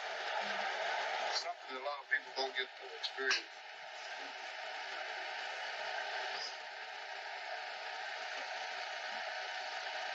You have a bar and a restaurant? We have a bar, restaurant, have rooms available. How many rooms, Joe? We have 8 rooms. There's, let's see, 1, 2, 3, 4. 4 of the rooms have 2 beds.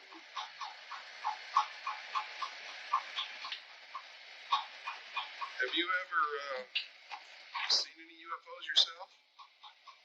Oh, the first winter we were here, at that time the bar was called the Rachel Bar and Grill. First winter, it was very cold outside. My wife and I were the only ones in the bar. And we were sitting about in the middle of the bar, I'd say. And suddenly a beam of light came through a rear door. Just, well, my best described probably like a flashlight going through an opening. Just the light was there and then suddenly it was dark. So my wife and I looked at each other and said, I said, did you see what I think I saw? She said, yes, I did. And it was like that. I felt a presence. I don't know how else to describe it. I felt that something or some kind of energy was there. That's the only way I can explain it. So I said, oh, come on in. You're welcome. Make yourself home. Was the door open, Joe? No, the door was closed. Like I said, it was very cold outside. It was probably 20 below zero. So this light was actually coming right through the door? Came right through the door. Just an aspect right through the door. Like I said, the jam, like a flashlight goes through a door, you know, it light up the jam. And then it just disappeared. And we never saw anything leave. Whatever energy it was, it just came and we didn't see it leave. Nope. Do you think there's really some UFO type craft out here in the test site, Joe? Oh, there's no doubt about it. In my mind, just too many people have reported it, and too many people have seen them, and too many people have photographs. So it's just not, it's not someone's imagination. There is something definitely out there. That's my opinion, of course.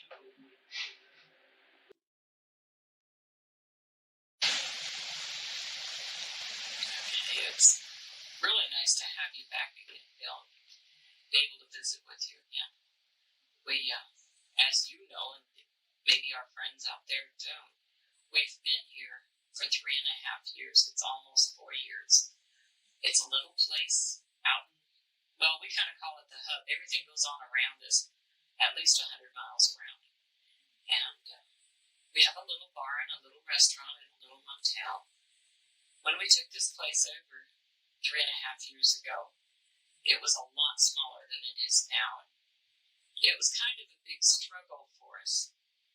We did a lot of remodeling, we've done a lot of menu changes and taken over a failed business and make it succeed with a lot of people's help. The local people just like you that come to see us and see what everything's all about up here.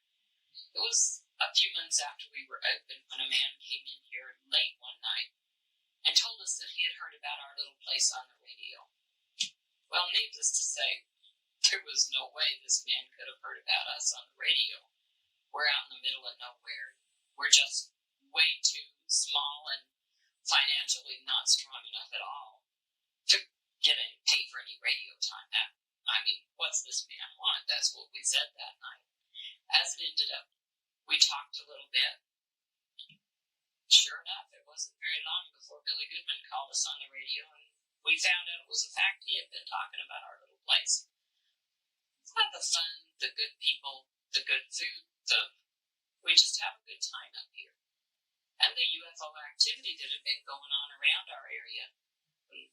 We have since then kind of become an information exchange center. And the people that come here are just from every realm of life. We have had people here from every place in the United States and around the world. We have a lot of tourists that come here, travel back and forth. But we have a lot of people that are searching information on UFOs, things that Joe and I have seen or not seen, or other people that have seen these things. It was a while back, probably 2 years. It was either in January or late December or January, 2 years ago. And up here where we are in Rachel, it gets very cold. And that particular time, it was well below zeros. Joe and I were alone that night sitting in the bar. It was about 8 o'clock at night. I'm going to say between 8 and 9 because neither one of us are really sure. And through the middle of our back door came a beam of light. Now, when it's well below zero, and it was probably 25 below, those doors are solidly shut, and it's a steel-clad door. We looked at each other and said, "Did you see what I think I saw?" And we both agreed exactly what had happened, that something or some form had come into our place. Well, we had occasionally told, just out in general, if they want to come and visit, that would be great. We would love to have a being. And that's what we felt that it was. We both felt a presence of something. We never saw a shape or a form of any kind. But we just told whatever it was to make it sound banal. If it could come through the steel door, it could certainly open a can of beer, a soda pop, or go fix a sandwich. So we just went back to what we were doing. I hear a rumble off in the distance. What is that, Joe? Those are airplanes. The fighter range is just over there a ways. They're having an exercise right now, training exercise. We get an air show just practically every day. We can see the dog fights and watch them drop their magnesium flares. It's just an experience living here. As a matter of fact, I came from Michigan in 1979 to Las Vegas. And I always tell everyone, if you wear out a pair of shoes in Nevada, well, you'll always live in Nevada. You'll always be back. You might leave, but you'll come back. I think a lot of people scoff and laugh and ridicule people that are interested in UFOs. And I think before anyone forms an opinion, one way or the other, that they should take the time to do a little research on their own. Do a little reading, because there is just a mountain of information that's available if anyone is interested enough to inquire. That's a sonic boom. They break the sound barrier, and they shake us pretty good here sometimes. I noticed that the other day. There was about 3 right in a row, and it sounded like all these trailers were going to come crashing down. Sometimes you really think they are. Rachel impresses me as the kind of little town that if you had a bunch of these trucks pull up and hook up to these trailers, it could literally disappear overnight. Well, I suppose that could happen, but it couldn't happen without the people's permission, I assure you. I have seen lights in the distance where they're not supposed to be, and he said the test site is just right here. And I've seen lights. No airplanes are allowed to fly over there, not even the military. And I have seen lights over there that I can't account for. What have you seen those lights do? Do they just hover? Do they move? What do they do? Well, they're just, the ones that I have seen are just there, and they're at a great distance. And I'm inside the restaurant bar, just all the time. I don't really have a lot of time to look. But there have been, like stars that we have noticed. They'll be there one night, and they won't be there for a week, and then they'll be back again in all directions. And they'll move from place to place. My wife saw, my wife was telling this one lady about the stars that we see that move. And she was skeptical, But they spent the night in our motel. And we had closed up, and we were on our way to our room, and my wife walked to the end of the people that were she was talking to were getting some stuff out of a U-Haul truck. So the wife said hi, and we started chatting, and the wife walked over to the end of the building and said, here, I can't remember that lady's name. So here's the star. She was talking to the other lady, said, there's that star I was telling you about that moves. So the lady walked over and looked, and just like someone turned on a light bulb, it disappeared. She said, oh my God, it vanished. And that's what happened. It just, it was there and then it wasn't. Did you believe in UFOs before you came up here, Joe? Well, I've always felt that I kept an open mind about it, because anyone that can have the knowledge that there are trillions of stars in our galaxy alone, and each star is a sun. Well, I mean, that's mind-boggling. And if you think about that, as our solar system is a star, our sun, well, it would be naive, even conceited to think that our planet is the only one of all these solar systems that support an Earth-type planet. Thank you, Joe. You're welcome. Last summer, there was quite a little difference. There was an object in the sky that Joe and I had watched quite a few nights when we went home, and it would change, and yet it would still be the same object. It would change positions, directions. I went to show a couple that had been here, particularly, her name was Susan, where their room was going to be, and said to her about the object in the sky. I said, it's going to get brighter, it's going to lower, and it's just going to be different. She said, that's Venus. I said, no, Venus is up there, and I showed her where it was, just a little bit further up from this object. And it was about 10 minutes after 10 that night when Joe and I got to go home. Susan and her husband were outside, having to go through the truck to get what she had told me to put by the back door that was in the middle. Well, anyway, I got home a little ways past where they were, and I called to her because this object was excessively low, way down by where the hayfields are.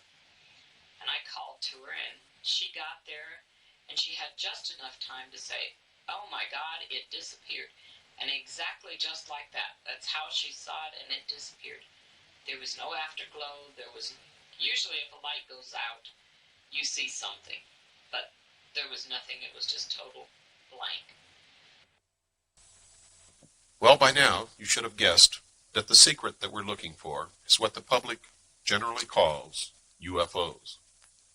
But that's not the only thing that you can find in the Mojave Desert in Nevada. There are many old abandoned mines, mine shafts, mining equipment, and a lot of it is dangerous. Be very careful if you come out here and you find these old mines. The shafts can collapse at any moment. In two of the mines, I actually found dynamite that had been left. This valley looks like it's empty.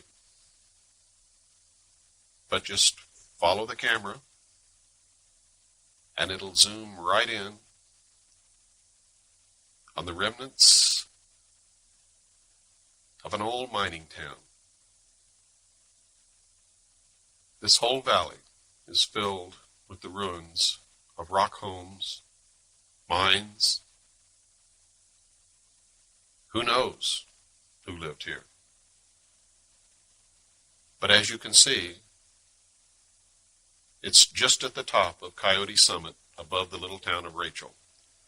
I found this old ghost town when I was looking for a vantage point from which to view any portion of the test site and to watch the aerobatics of the fighter planes. 110 miles in that direction over those mountains is the little town of Tonopah and the Tonopah test site.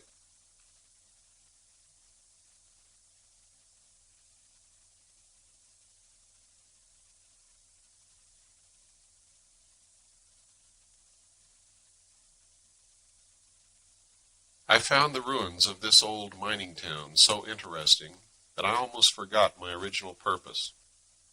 But I'll show you just some of what I found. Most of the rock walls that made up the dwellings that these men and women lived in were very rough, very primitive. Maybe at one time they looked really nice, but you sure can't tell that now. Behind this house was an old grave mound.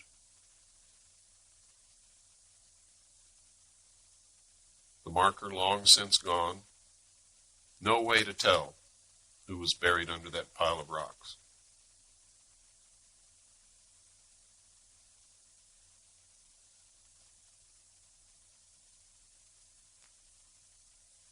It's January, as you learned earlier, and there's still snow on the ground, and it's very cold. In some places on the dirt roads where the snow is melting, if you don't have a four-wheel drive vehicle, very likely to get stuck.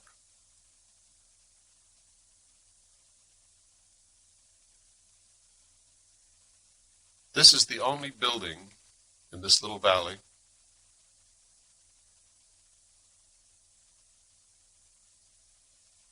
that is still mostly intact, although falling down. This was the best rock wall.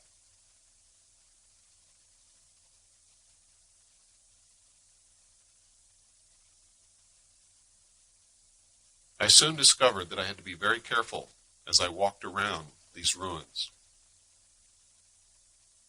The ground was deceptive, and there are many holes just lightly covered by dirt and old rotten wood. And this is one of them.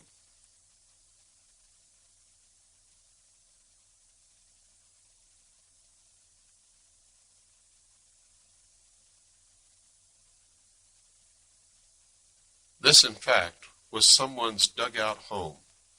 The remains of an old wooden couch and a cardboard box are all that's left.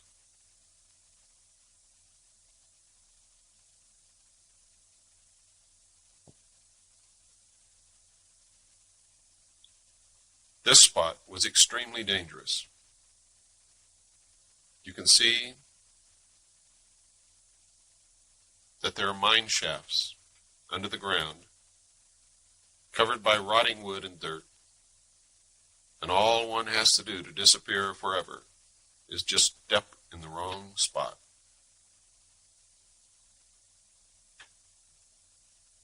Looking back across the valley, it was very hard to leave without walking across and exploring this old building, but realizing the dangers that lie just below the ground, the many tunnels and shafts that these men dug during the years that they looked for whatever they were looking for, kept me from doing it. From this side, we are on the exact opposite side of the mountain where the observation post is. And from this side, you can see it much better.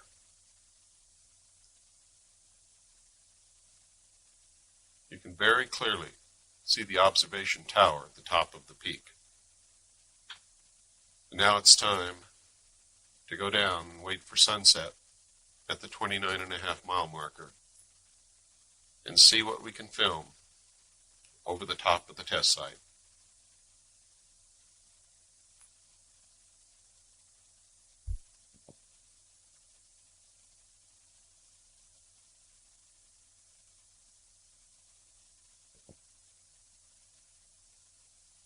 We're standing at the area known as the 29.5-mile marker by the mailbox on the side of the highway 375 in Nevada. Nobody knew about this spot until I revealed its existence on the Billy Goodman Happening KVEG radio show in 1989.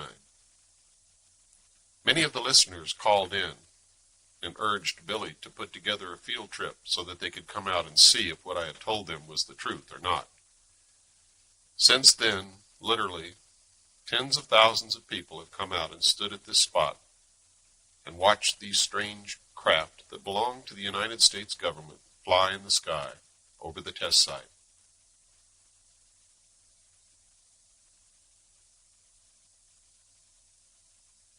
We're panning the camera in 360 degrees so that you can see what it looks like just after sunset in the desert. There is nothing and no one anywhere near on this cold January night. Most of what you're going to see that we filmed during this 2-week period was shot from this location, and some of it was filmed from a spot right on the boundary of the test site, as close as we could possibly get. The tape over the mailbox covers holes that somebody put there with a firearm of some type.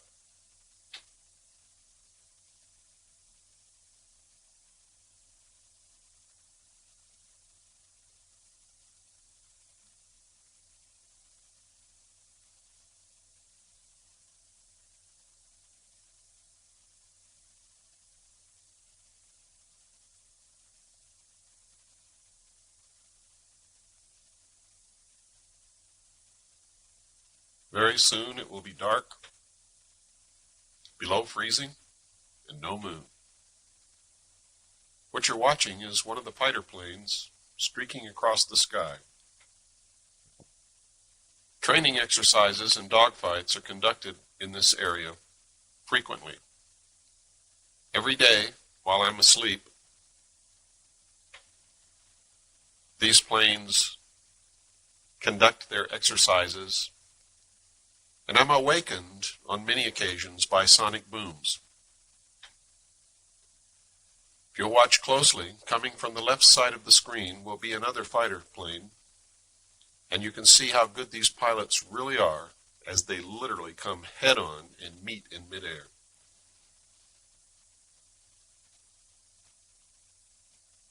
That's too close for my comfort.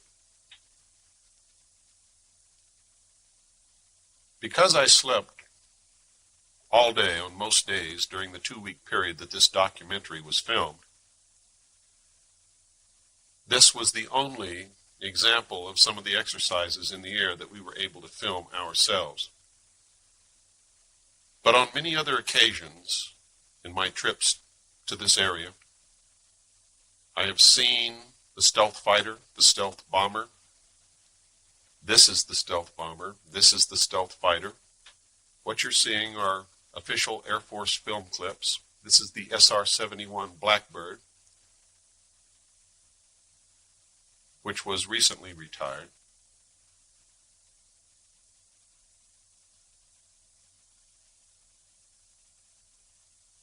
This is the B-1 bomber. I have seen the B-1 bomber literally flying approximately 100 feet above the ground across the Tickaboo Valley. I have seen the stealth fighter, the B-2 bomber,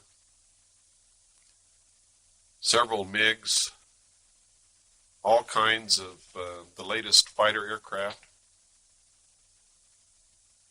And you can see all of these things too if you venture out into this area of Nevada.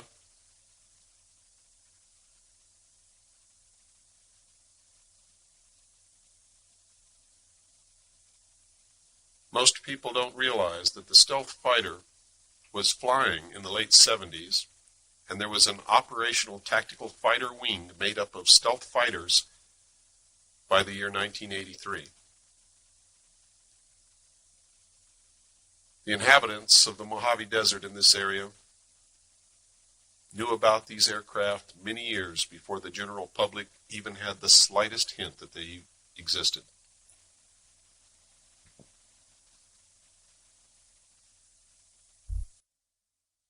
Hi, my name is Ron Wilkin. I'm from Reno, Nevada. I worked in a casino as a bartender. I came down this way. I was introduced to Bill Cooper's material from a friend of mine, and we had some videotapes that we had looked at and became curious, and decided that during my trip to Arkansas, I came down this way and invited a friend along. Got the directions from one of Bill's videos, so I went and bought a World Atlas, which showed exactly where Groom Lake was, along with all of the highways. And when did you arrive? Monday, I believe it was the 27th. Okay, and got here that evening. We went and got our rooms, and then we came back, and then shortly after we saw a spacecraft out of a spotting scope. It's a 1,000mm spotting scope. Set it up, and got a good sighting of the spacecraft. A mailbox that's known as the 29.5-mile marker. Who else was there? A friend of mine, Mike Podesta, and Bill Cooper. Can you describe exactly what time it was and what the weather was like? It was a clear sky. It was about 6 o'clock in the evening. It was a real clear, kind of cool, 30 degrees maybe or so. It got a little unpleasant toward the end of the evening, but about 6 o'clock was the first sighting. Was it dark? It was pretty dark, but that made it easier to see. So there wasn't any haze or anything like that. Can you tell us exactly what it was you saw? What did it describe what it looked like? Okay, what it looked like, from what I could see, was a circular object. At least from what I could see, it was circular. There was circular lights, almost moving in a circular motion. Through the scope the first time, I had a smaller lens, and I could see that it was moving in a very strange direction. So I changed lenses and got a much bigger lens, which gave me a real good view. And I could see that the object was flying sideways. It would hover. It would go upside down more than once. It would reverse directions, go upside down in the opposite direction. So it did all kinds of things that I'd never seen before. What kind of lights? Did the craft itself have lights on it, or did it glow? Not on the top part of the surface. It seemed like it was the underneath that did the glowing. The circular lights were really obvious. It was kind of like they were on the edge of the bottom of the aircraft. Very unusual, and it was very easy to see from a distance with a naked eye. But when you view through a scope, you get a real clear shot. Did you see any other activity around the area? Any other aircraft or helicopters or anything that you could recognize and compare with what you saw? Oh yeah, there was some helicopters, and you could see, because usually helicopters have like a red light on top and a white light on the bottom, and it flies more or less in a straight line at times. And while this spacecraft was flying, there was some helicopters that were nearby, and then there was security kind of below the area where it was flying. Later on toward the evening, there was some jets and things like that. They were doing some testing.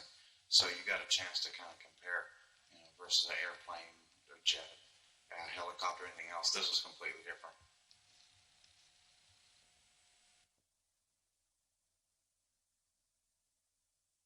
On the first night that we were able to film the craft in the air, I thought it would be important to film some other things that people might think to confuse with what they were seeing.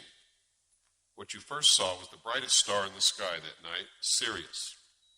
What you're looking at now are the headlights of one of the security vehicles approximately 8 miles distant from us. You can see the top of the mountain range in the background.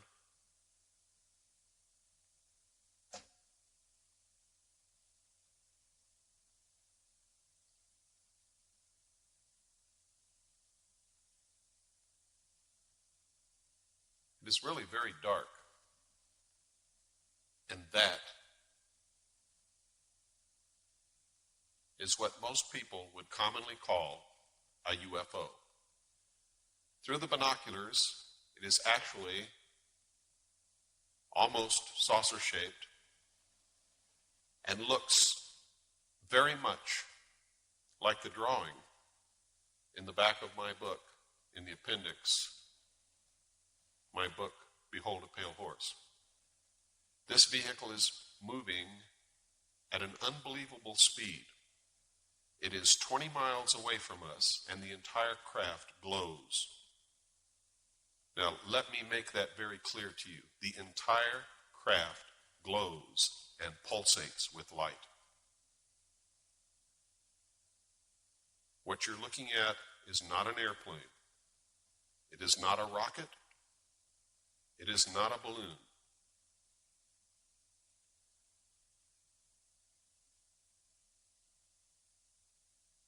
In a few moments, you're going to see some very small blinking or strobing lights.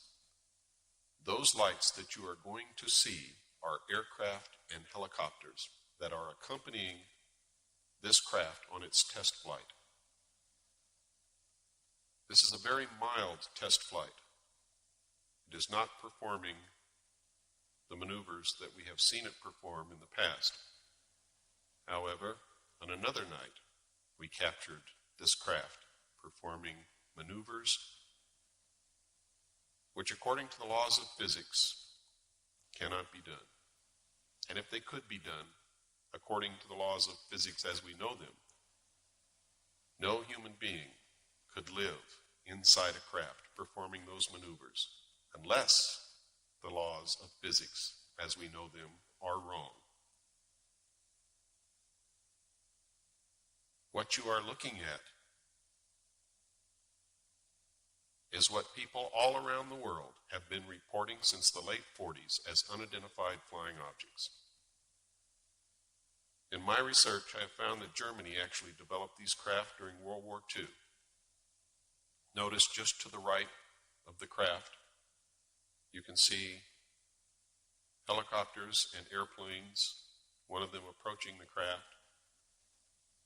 That large flash that you saw in the background below the mountains was an explosion of some kind that went off in the distance. Remember, this is a military test site. They practice bombing runs. They do all kinds of things out here. They even detonate atomic bombs.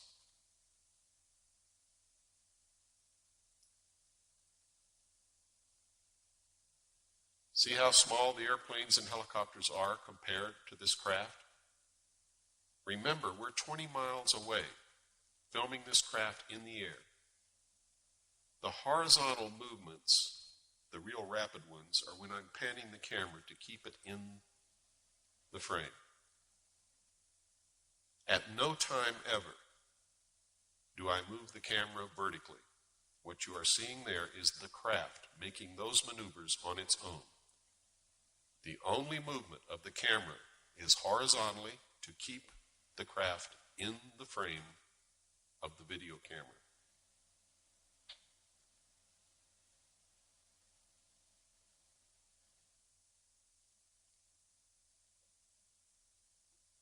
Now, the craft did not disappear just then. There you can see it.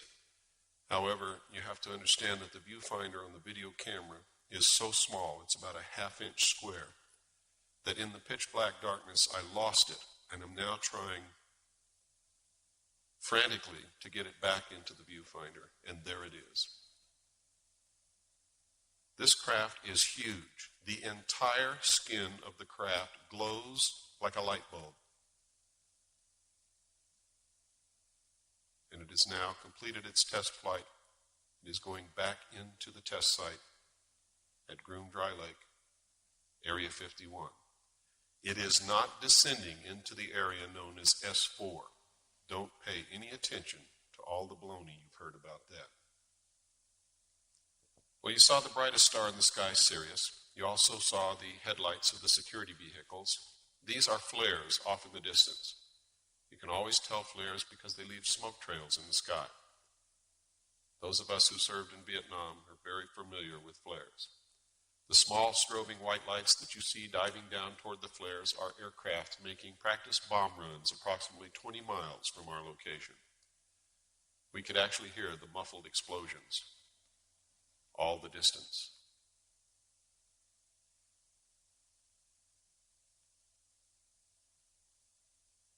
You can see now another plane coming in to make his run. My name is Mike Podesta. I'm from Reno, Nevada, 28 years old, former member of the U.S. Freestyle Ski Team. We just came up to Rachel, Nevada, or Area 51, and check out some things that we could see. We were out here for about 3 days or 3 nights, and Monday night, first night we were out here, we see some very unusual things.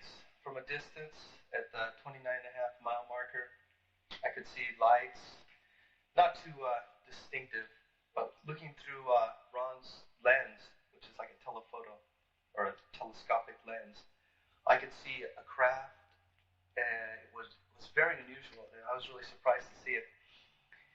When I looked at it, it started to do like donut-shaped circles, and then it started to glow really bright, and it started on a trajectory with all these other lights. I assumed they were helicopters or planes around it.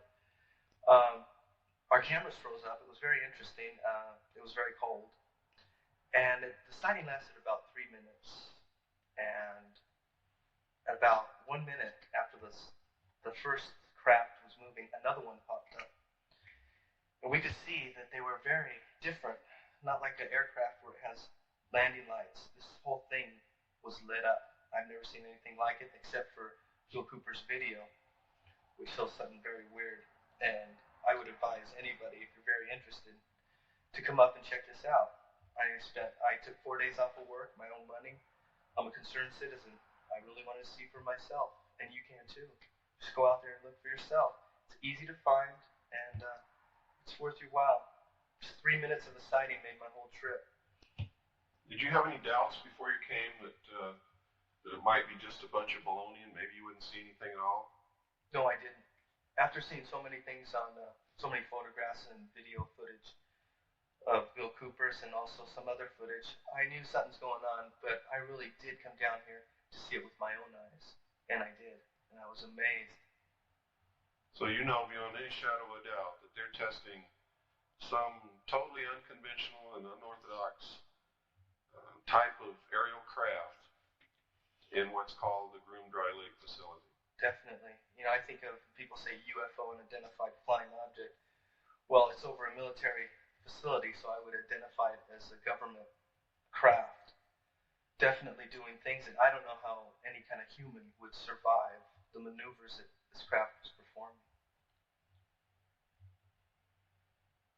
After Monday night, what did you do Tuesday? Tuesday we went hiking around 4:30, trying to get a better look. It got dark. We came back. There was a sheriff out there. He was kind of harassing us a little bit, not necessarily myself, but Bill Cooper. And we didn't see much Tuesday night.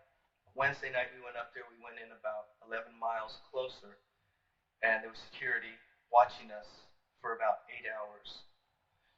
These other guys, they went up and tried to get some photos of the Area 51 Groom Lake, and they did. And we didn't see much, a little bit here and there, not as clear as Monday night. But Monday night was my night. But at one point, I did see something last night. We were all looking at it.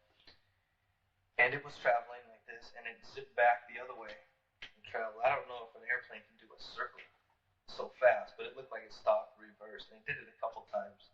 We've seen some helicopters, low-flying helicopters. Very interesting. We're watching this helicopter flying very low, and it goes just behind a little mountain, and it just seemed to disappear. We didn't know if it landed or we never seen it again. That wasn't very far from us, was it? That was about 2 miles from us, I'd say. Indianapolis. It's not only cold in the desert, but it's very lonely. I usually take my shortwave radio and listen to Radio Free America whenever it's possible. What you're seeing off in the distance are flares. These are not the UFO-type craft. These are not the saucer or disc-shaped craft that people call UFOs. These are flares. Again, if you look closely, you can see the smoke trail above the flares. Remember, you've seen the brightest star in the sky, you've seen headlights, you've seen flares. Later in this video, you'll see the brightest planet, in fact, the only planet we could find in the sky on these dark nights that we were there, moonless, freezing cold, the planet Jupiter.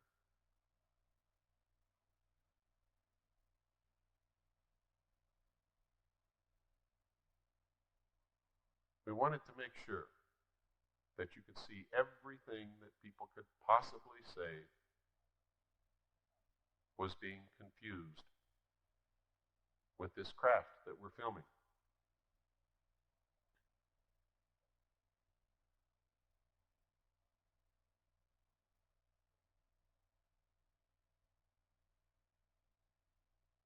This is the planet Jupiter. If you look very closely, you can see two of the moons. We were able to see the moons very clearly through the lens. Now, Jupiter has many more moons than two, but on this night, two were all that we were able to see. Notice it's not moving. Notice that Sirius didn't move, although it did flicker. The headlights moved, but they were below the mountains. This is what we came to film. This is the most incredible flying machine that I have ever seen in my life. You will see this craft on this night make maneuvers that, according to the laws of physics, are absolutely impossible to make. Now, through the binoculars, this looks like a metal-skinned craft, but the entire skin of the craft glows. What you just saw there was not the craft. It was an attempt to bring it into better focus.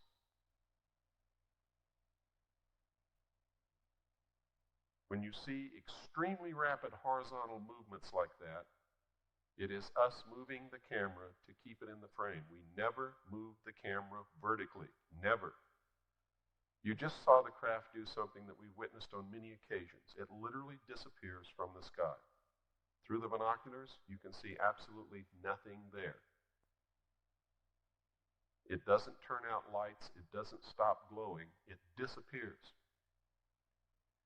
If what we've observed on other trips and on this night is what we think we're observing, then these craft are actually time machines. You see it just come back. It just materializes out of nowhere. And there it's gone again. This is uncut, unedited film. It is rolling exactly as we shot it. Now that's us moving to keep the craft in the frame. Remember, we never move the camera vertically.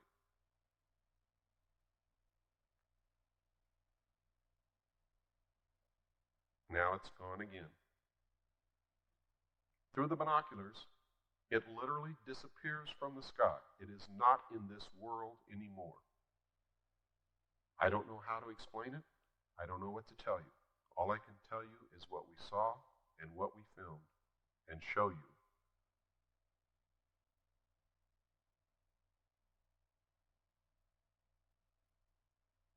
These maneuvers by these craft have been reported by people all over the world, from every walk of life, from every station, from every economic situation, from presidents and leaders and rulers of countries, to chief executive officers of large corporations, to military personnel, officers and enlisted, to the man on the street, to homeless,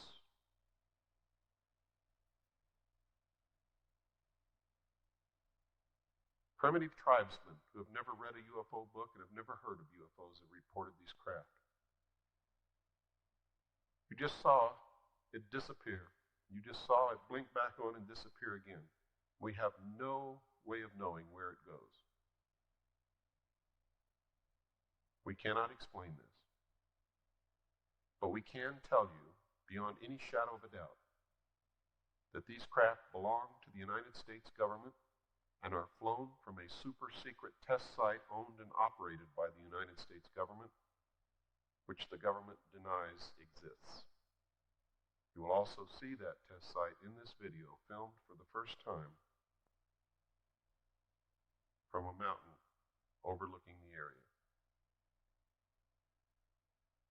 This is the only film of its kind ever taken This is a historic video. This is a historic film. Not just this section of the film, but the one that you saw previously, and the film that you are going to see later in this videotape.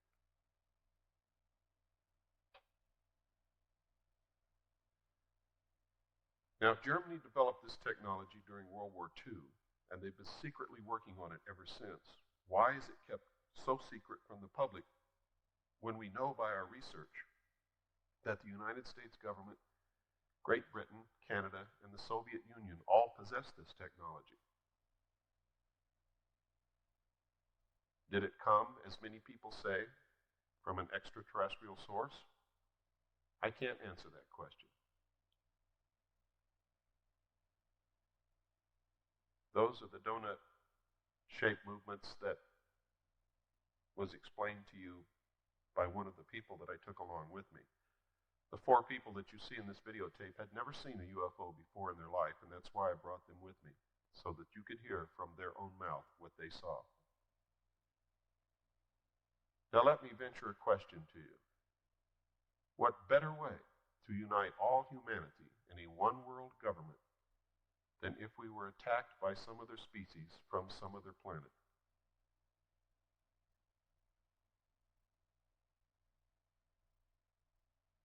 Does this some other species really exist?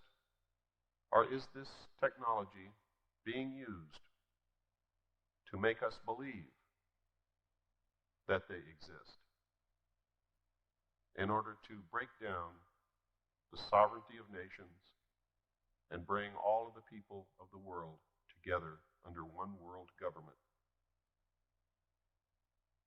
That's a lot to think about, and I'm not going to take it any farther than that. At least, not in this video.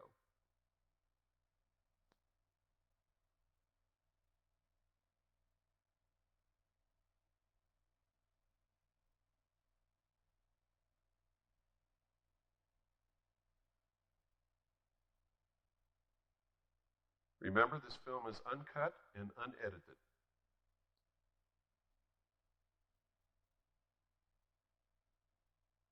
And this is the longest test flight that I have ever witnessed this craft perform. We were also extremely lucky to be able to get this footage. Me and my husband were invited by Bill Cooper to come up and to view the Area 51 Groom Lake test site. We came up Monday night. We happened to pass Bill on the 29.5-mile marker going to the Little Alien, and we didn't really realize he was there. Anyway, we got into town, and we didn't do anything that night. And the next day, we went up into the mountain area where we were right before the mountain that you're supposed to climb. And it was a little late, and our 2 buddies, Ron and Mike, decided to trek off and try to climb the mountain. And as it turned out, it got too dark, and they couldn't see a thing. And they were lost for quite a long time. And me and my husband, Bill, were up on the hill, and we were watching how the security kept coming back and forth and in and out of the test range area, and watching us quite concerned. And as it turned out, some security officer came out and checked out the vehicle, and because it's the federal land, I believe, that we were on, they called the sheriff. And as it turned out, the sheriff came out and basically asked us to leave, but Bill pretty much stuck up for the whole situation and told us that, told the man that we weren't supposed to leave because this was federal land and we could stay there. So as it turned out, he kind of made up an excuse that we had to move our vehicles away from a watering hole where the cattle come, and we got to stay longer. And as it turned out, during this time, Ron and Mike finally found their way up after probably 2.5 hours of being out in the desert, and they were freezing and tired and what have you, but it was quite an experience, I'm sure, for them. The only thing that I could say that we really seen, besides security, the interest they had in us, was some sort of illuminated vehicle, whatever it was, coming up over the mountain range, that kind of like went straight up, right over the mountains, and then stayed there for about a minute, and then went down again. It was interesting, but we're not sure exactly what it was, but it was very, very illuminated. It didn't look like the helicopters and the planes that we had been seeing flying all night. After a while, you get to know that things such as what helicopters look like and what planes look like, then this was quite a bit different. Now, yesterday, which was Wednesday, we went up in the early afternoon and decided we were going to climb the mountain. We drove our Bronco almost to the base of the mountain and went up and walked all the way up to the peak that we were supposed to go to. And what we saw was quite enlightening. We could see a good portion of the whole test site, which was a dry lake bed, very, very flat, with all kinds of different buildings, hangars, airplanes. In fact, when we looked down with our binoculars, we could see planes clearly in view, large planes. We seen a plane come out of there. We seen a helicopter flying around. And the only thing that kind of worried me about the helicopter is it started to fly around in the vicinity of where Bill was and where we were, and we were getting a little paranoid that they were going to come up and basically check out what we were doing, as it seemed that all the security knew that we were there. There were probably 5 to 6 vehicles during the time we were there, going back and forth on the road and slowing down and binoculars out and what have you. So we were really concerned that they might have some problem with us being up there.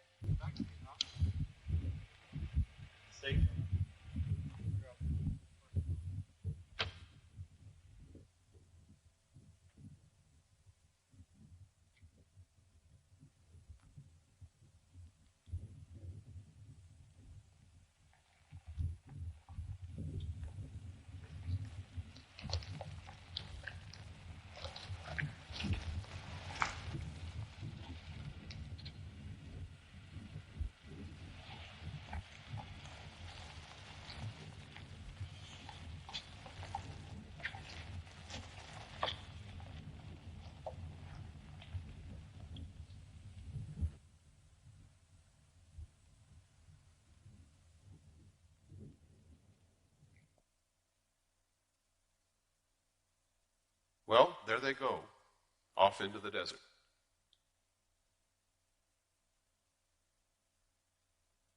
While Mike Podesta and I stayed on the hill, Ron, Karen, and Earl took the Blazer and followed a little rutted trail for as far as they could, and then made their own trail, blazed a trail, if you will, to the base of a mountain, which we already knew was on the BLM, or public land.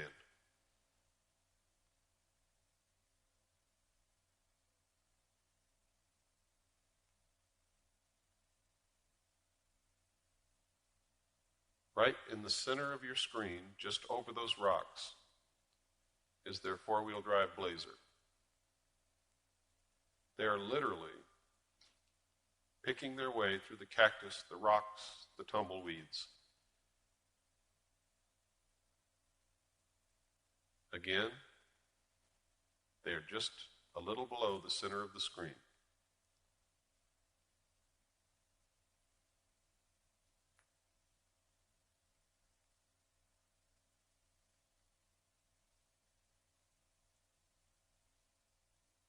I do not recommend that anyone who watches this videotape do what we have done.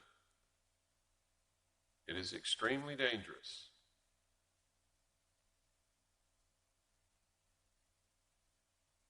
You can see where we're at. We are literally almost on the boundary of the test site.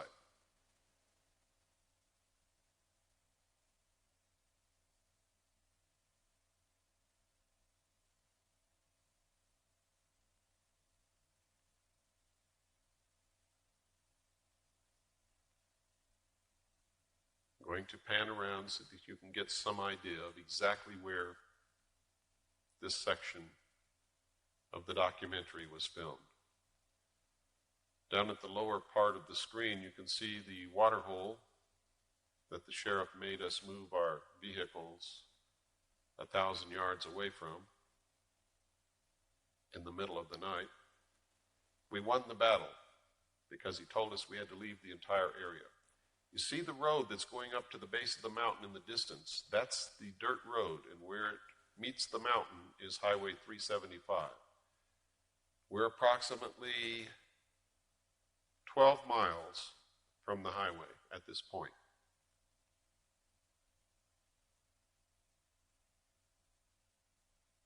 Again, you can see that there is nothing and no one anywhere around except right over those mountains that you're looking at.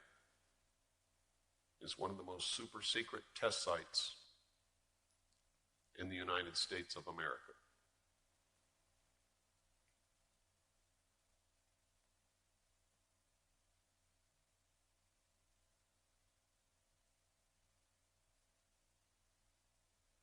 There you can see them approximately in the center of the screen, beginning their climb up the mountain. Took them quite a while to reach the top.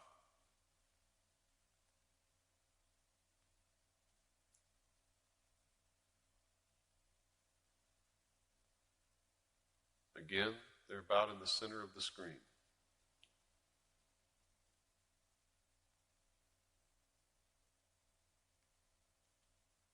This is a 30-to-1 zoom lens, and the heat rising from the desert floor on this warm day, the only warm day that we encountered in the entire 2 weeks, distorts the image.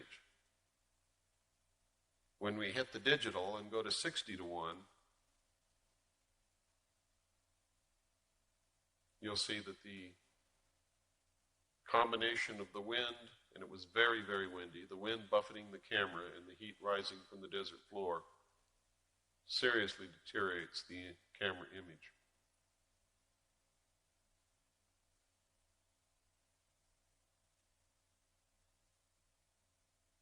We had a very steady wind on this entire day, and it was almost impossible to keep the camera still, even on a very heavy, sturdy, professional tripod.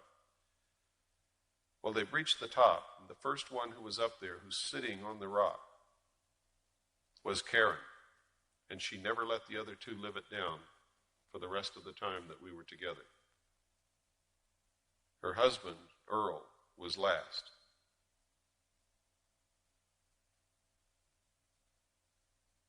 I don't envy him at all.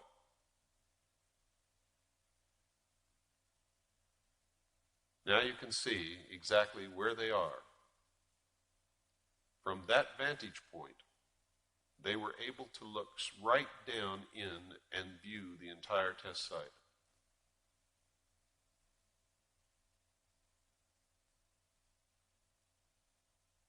That's quite a long ways from my position on top of a small hill next to the dirt road that leads into the test site.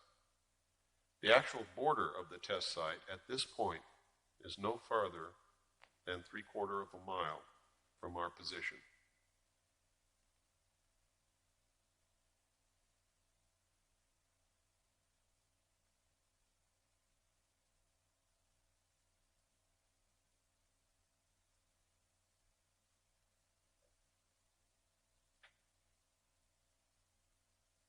While they were up there, and while I was filming them, a black helicopter came out flying very low. They were actually looking down upon the helicopter from their position on top of the mountain. All of them were astonished when they saw the helicopter disappear. From my vantage point, I saw that it did not disappear. It actually flew into an opening in the mountain, which opened up before it as if by magic. I felt as if I were watching some science fiction film as this helicopter flew into the mountain, and then the doorway closed back upon it, and you could not even tell that it existed. What you're viewing are security vehicles who dogged us the entire time. We were never without our shadow the whole time we were out there. shadow, of course, was the security personnel. These men work for Wackenhut Corporation. They're under contract to the test site. Most of them are ex-FBI, ex-law enforcement, or ex-intelligence operatives from the many branches of the intelligence community. They are all big in stature, menacing. They wear no identifying marks, patches, or insignia whatsoever, and will refuse to identify themselves when asked.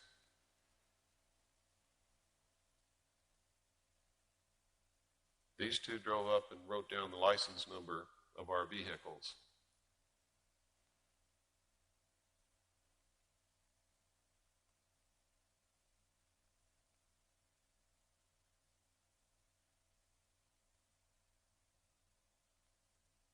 If you do anything wrong, the slightest thing, park your vehicle on a county road,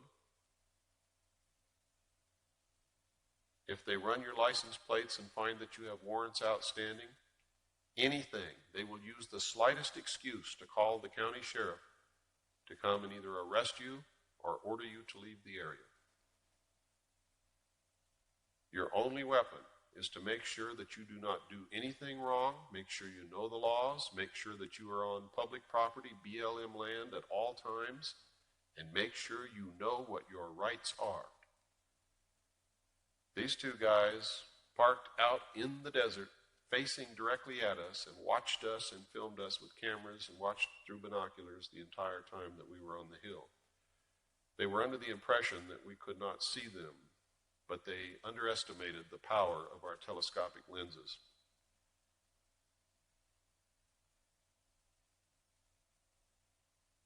That will give you some idea of the security.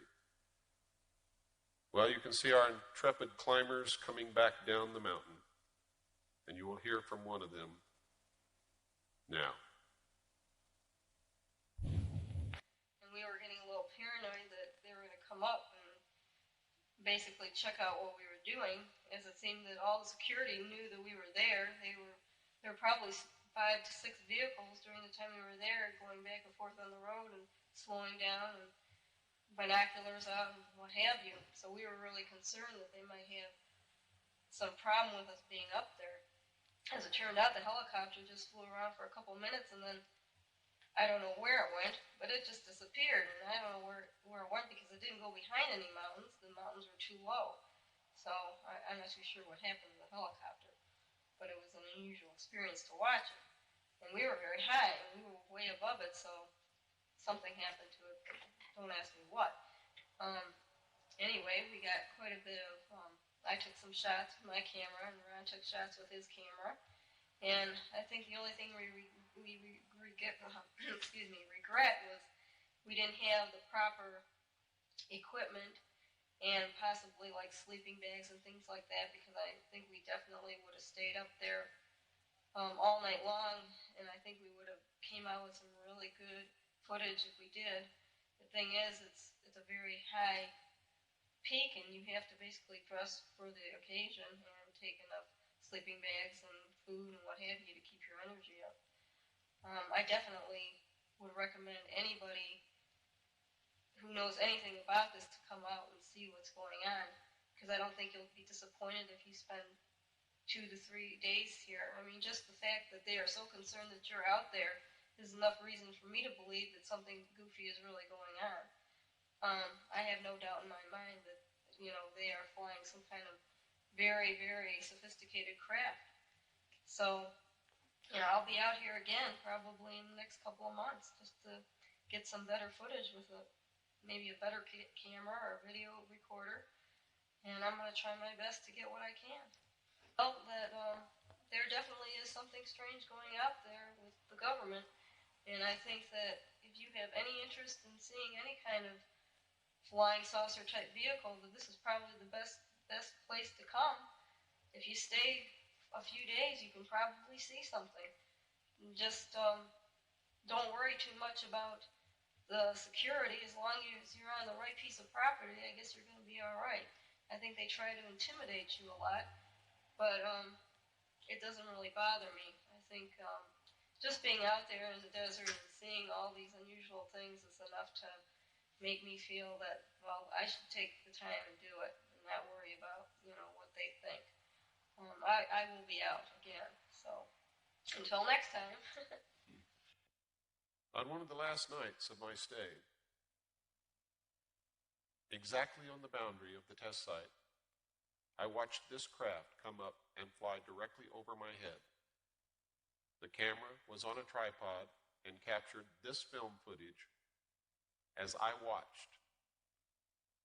I was so surprised by the actions of this craft, which made no noise whatsoever, that I couldn't even think to pick up the camera and turn it around and follow it across the Tickaboo Valley.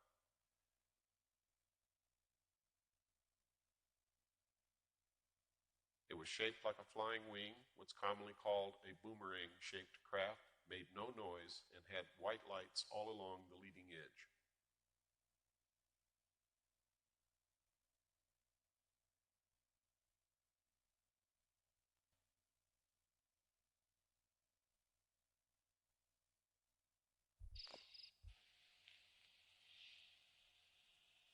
Hi, my name is Earl Shepard.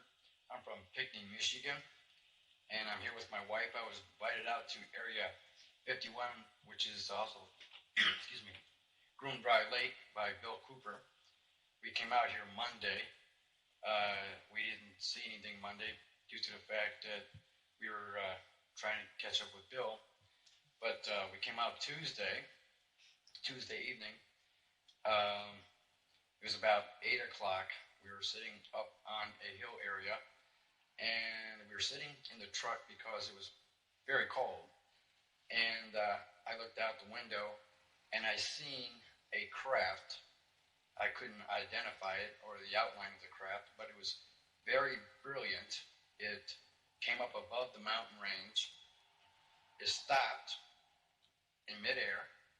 It moved right slightly and then went back down, and I didn't see it after that. But I was pretty excited because I don't know of any craft that can actually glow like that. I can understand lights, but these weren't normal lights. I used a 7x50 power binocular to look at this craft. Like I said, I couldn't see the outline, but it was very brilliant, like a ball.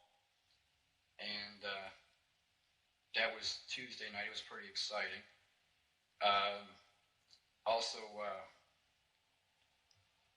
Tuesday night we were intimidated by security and also the county sheriff, which asked us to leave the mountain area in which we were trying to view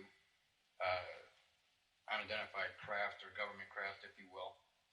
That intimidation and harassment lasted 30-40 minutes, in which case the sheriff asked us to lightly move our cars 1,000 feet away from a watering hole, which is, I guess, is mandated by the county or something because we're too close, cows can't drink. But that was an interesting evening. We went Wednesday, Mike, Ron, Bill, myself, and my wife. Wednesday night, we seen something in the air. It was a craft that was not illuminated. It was metallic, and it moved in strange and erratic patterns that I can't describe of any aircraft, even known government aircraft such as our Air Force uses or commercial aircraft that can move in this manner.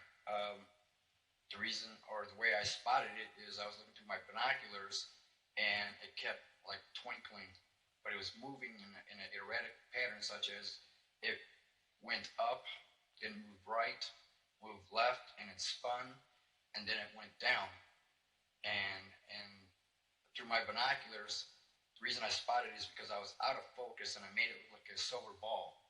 And then when I focused in, I can see a very little faint light, and this light was moving in a horizontal and vertical pattern in which there is no known aircraft that I'm aware of that can move. We also climbed the mountain.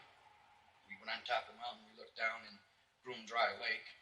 We seen 4 military C-130 type aircraft. We've seen jets, helicopters. We've seen hangars, lots of security out there. We also seen that they have 4 very large holding fuel tankers that are behind the hangar area. The area is very vast. It's very, very large. It's hard to visualize how big the area is, but just given in miles, I'd say it's like 4 or 5 miles wide. Looking through my binoculars, that's an estimate. While we were up there, also a helicopter came out between the mountains. We don't know where it came from. It came from behind the Groom Lake, or at the end of the Groom Lake area. It came out, it circled a couple times. It came towards us, about a mile away from us, and then flew in. It flew low into a mountain range area and then disappeared. In fact, it was before the mountains. It didn't appear that it went into the Groom Lake area, but it disappeared and never came back up. And we were kind of scared because we were up on the mountains looking into the test site area. We had some pretty good view up there, and we also seen low flying aircraft doing maneuvers. Other than that, we really didn't see anything other than the aircraft that I described in the evening. If you're going to go out there, I would strongly advise taking some good winter warm clothing, a compass, some good flashlights. You need to set up some kind of signaling within your party so that you know what's going on. Emergency signals, and take the proper equipment to be able to view and sight, because it gets very cold out there, and it can be lonely and boring out there in the desert, but make sure no one goes off on their own, and that because it's so easy to get lost. And that's about it. If you go out, don't go out alone. Come down to area 29.5-mile area where the marker, where the mailbox is. Come and view for yourself. Like I said, take somebody with you. Wear warm clothing and stay a few nights. You might not see anything the first night or second night, but come down and see for yourself, as I have. I'm pretty amazed at what I've seen. Really amazing. I'm coming back. I hope you invite me back out here again, Mr. Cooper. This is a satellite photograph of the Groom Dry Lake area. The arrow is pointing to the runway, which is over 35,000 feet in length. You can see the facilities on the upper left quadrant of the screen. This is another historic piece of video footage. The first footage ever taken of the actual installation inside Groom Dry Lake from the top of the mountain, which you saw climbed earlier in this videotape. Here you're seeing an airplane land at the site. This is not one of the saucer-shaped craft. What you're looking at are the landing lights. You can see it very clearly through binoculars. The actual craft that we're talking about, the UFO saucer-shaped type craft, the entire thing glows. The entire flying machine glows like a light bulb. Now it's landed on the runway and it's taxiing up to the facilities. The Army, Navy, and Air Force, and the Marines, and the United States government have denied the existence of this test site for years. However, there have been many slips and leaks. These are two of the expedition that produced this film. The actual video footage was shot by Mr. Charles Wren of Millennium Productions in Los Angeles.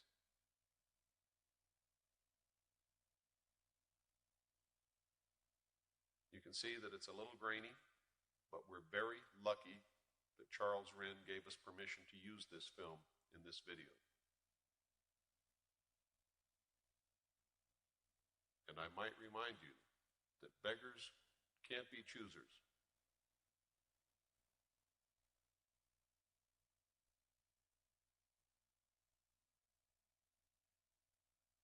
It's almost sunrise, and there's enough light to see the installations. Very difficult to focus a camera in a very, very small viewfinder in the dim light.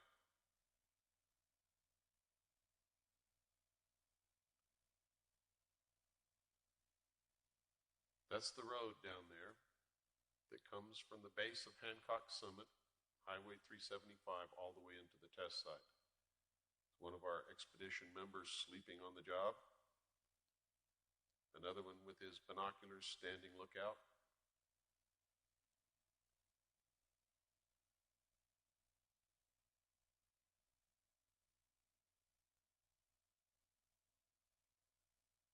They were hoping to get some footage of the craft in flight from the top of the mountain on this night. But the only thing that flew in the air was the plane that you saw land on the runway.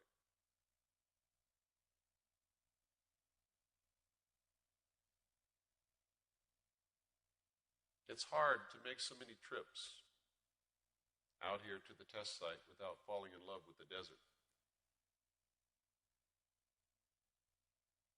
I've come to realize that the desert is one of the most beautiful, fascinating, geographic landscapes that there is.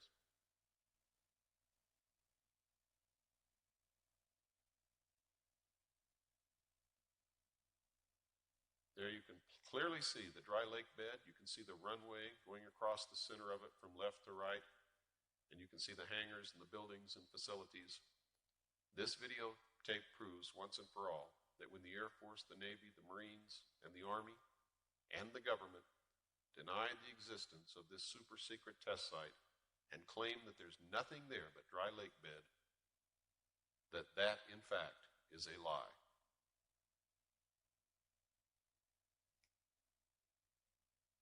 The man on the right is Gary Schultz. Later you're going to see a photograph that he took of this craft in the air.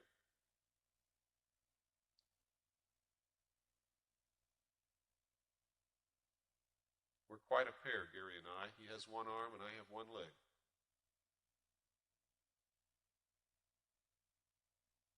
One more sweep of the horizon, one more peek at the test site.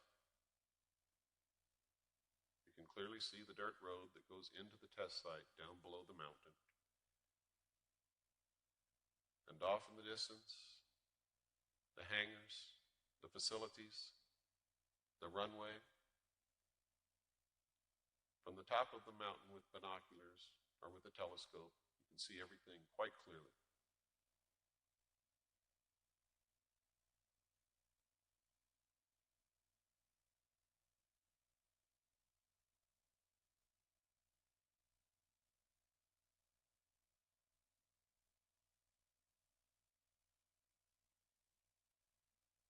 This is some type of construction that has marred the landscape and appears to have entrances which go underground. We were unable to identify the exact nature or purpose of that installation.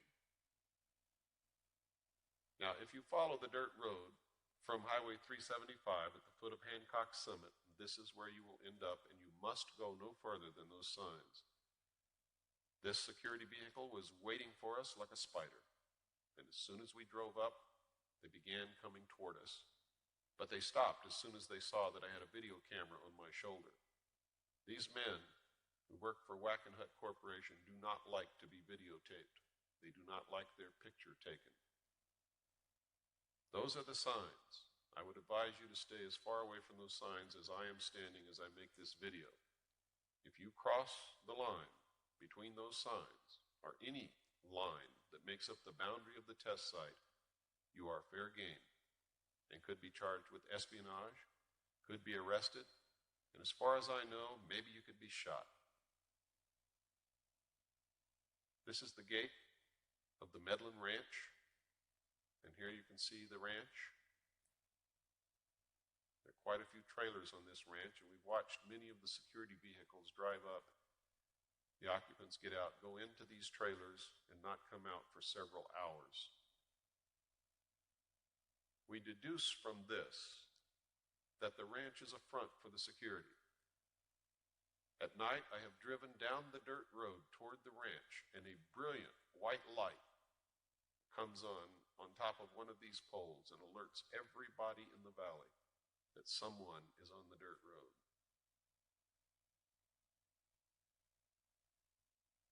As I said in the beginning of this film, you cannot come anywhere near this test site without coming under the surveillance of someone for the entire time that you are here. This is the bus that takes workers to and from the test site, and contrary to what you may have heard and what some hysterical storytellers have said, you can clearly see that the bus windows are not blacked out. These men who work in this test site and the women who work in the test site know exactly where they work, and there is no need to black out the bus windows. Also, while you're out here, be careful, because all of these vehicles drive very fast down these dirt roads. And that's one of the reasons why, so the dust cloud doesn't catch up with them. Many people have asked me, after they saw Project Redlight, the first film, if we had photographed any of these craft in the daytime. Well, here's your answer. I can't tell you what it is. I can't tell you what it's doing. I can't tell you how it's making that trail in the sky. All I can tell you is that it is brilliantly lit, just like the craft that flies at night. It is huge. It's approximately 20 miles away. This particular craft is moving very slowly, however.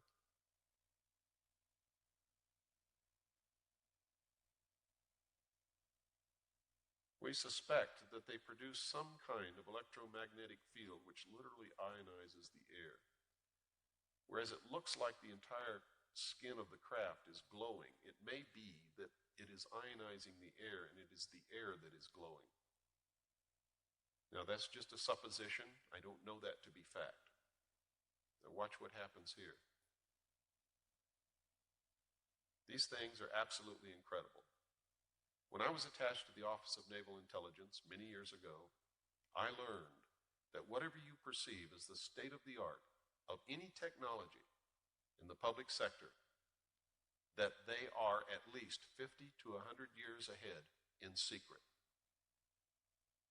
This videotape should prove to anyone who watches it that science fiction is no longer fiction. It is science fact.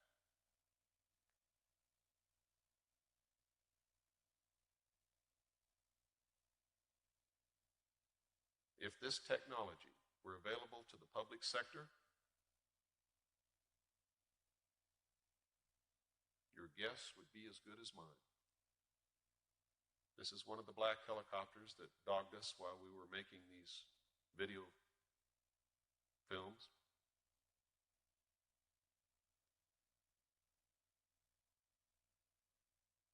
We saw this in the sky, and it probably is a natural phenomenon, but it was just too unusual to go unfilmed.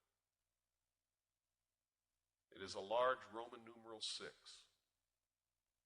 This is what's commonly known as a cigar-shaped craft hovering above the test site in daylight. You can see that it's right under the tip of that white cloud. It is metal. Through the binoculars, you can clearly see that it is metal. It moves out from under the tip of that white cloud and actually moves sideways into the cloud bank behind it after moving some distance to the left. You'll watch it move to the left, out from under the small cloud that it's sitting under, and then you will see it move away from the camera, directly away from the camera, and into the cloud bank behind it. It is a huge metal, unconventional type aircraft. And that's the only thing that I can tell you about it because it's the only thing that I really know. I cannot tell you how these things are propelled. I cannot tell you what makes them work. I can't even tell you where they really originated from. But I can tell you that ones that we have filmed out here in the desert belong to and are operated by secret agencies of the United States government. And we know from our research that they are also owned and operated by the governments of Canada, Great Britain, and the Soviet Union.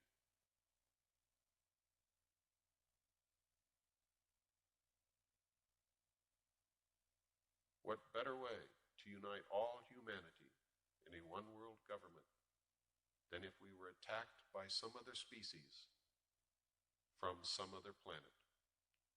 I advise you to think very seriously about that statement. This is a photograph that I took of the craft flying over the test site. It's a black and white photograph. It was taken with a zoom telescopic lens at a great distance of black and white film and blown up. This is the photograph that Gary Schultz took of the same object approximately a year before I took my photograph. They are exactly the same craft. This is a drawing of the craft that you just saw in this video and on those two photographs. This drawing was made by a man who works in the secret agencies of the United States government and was able to view this craft in a hangar at Norton Air Force Base.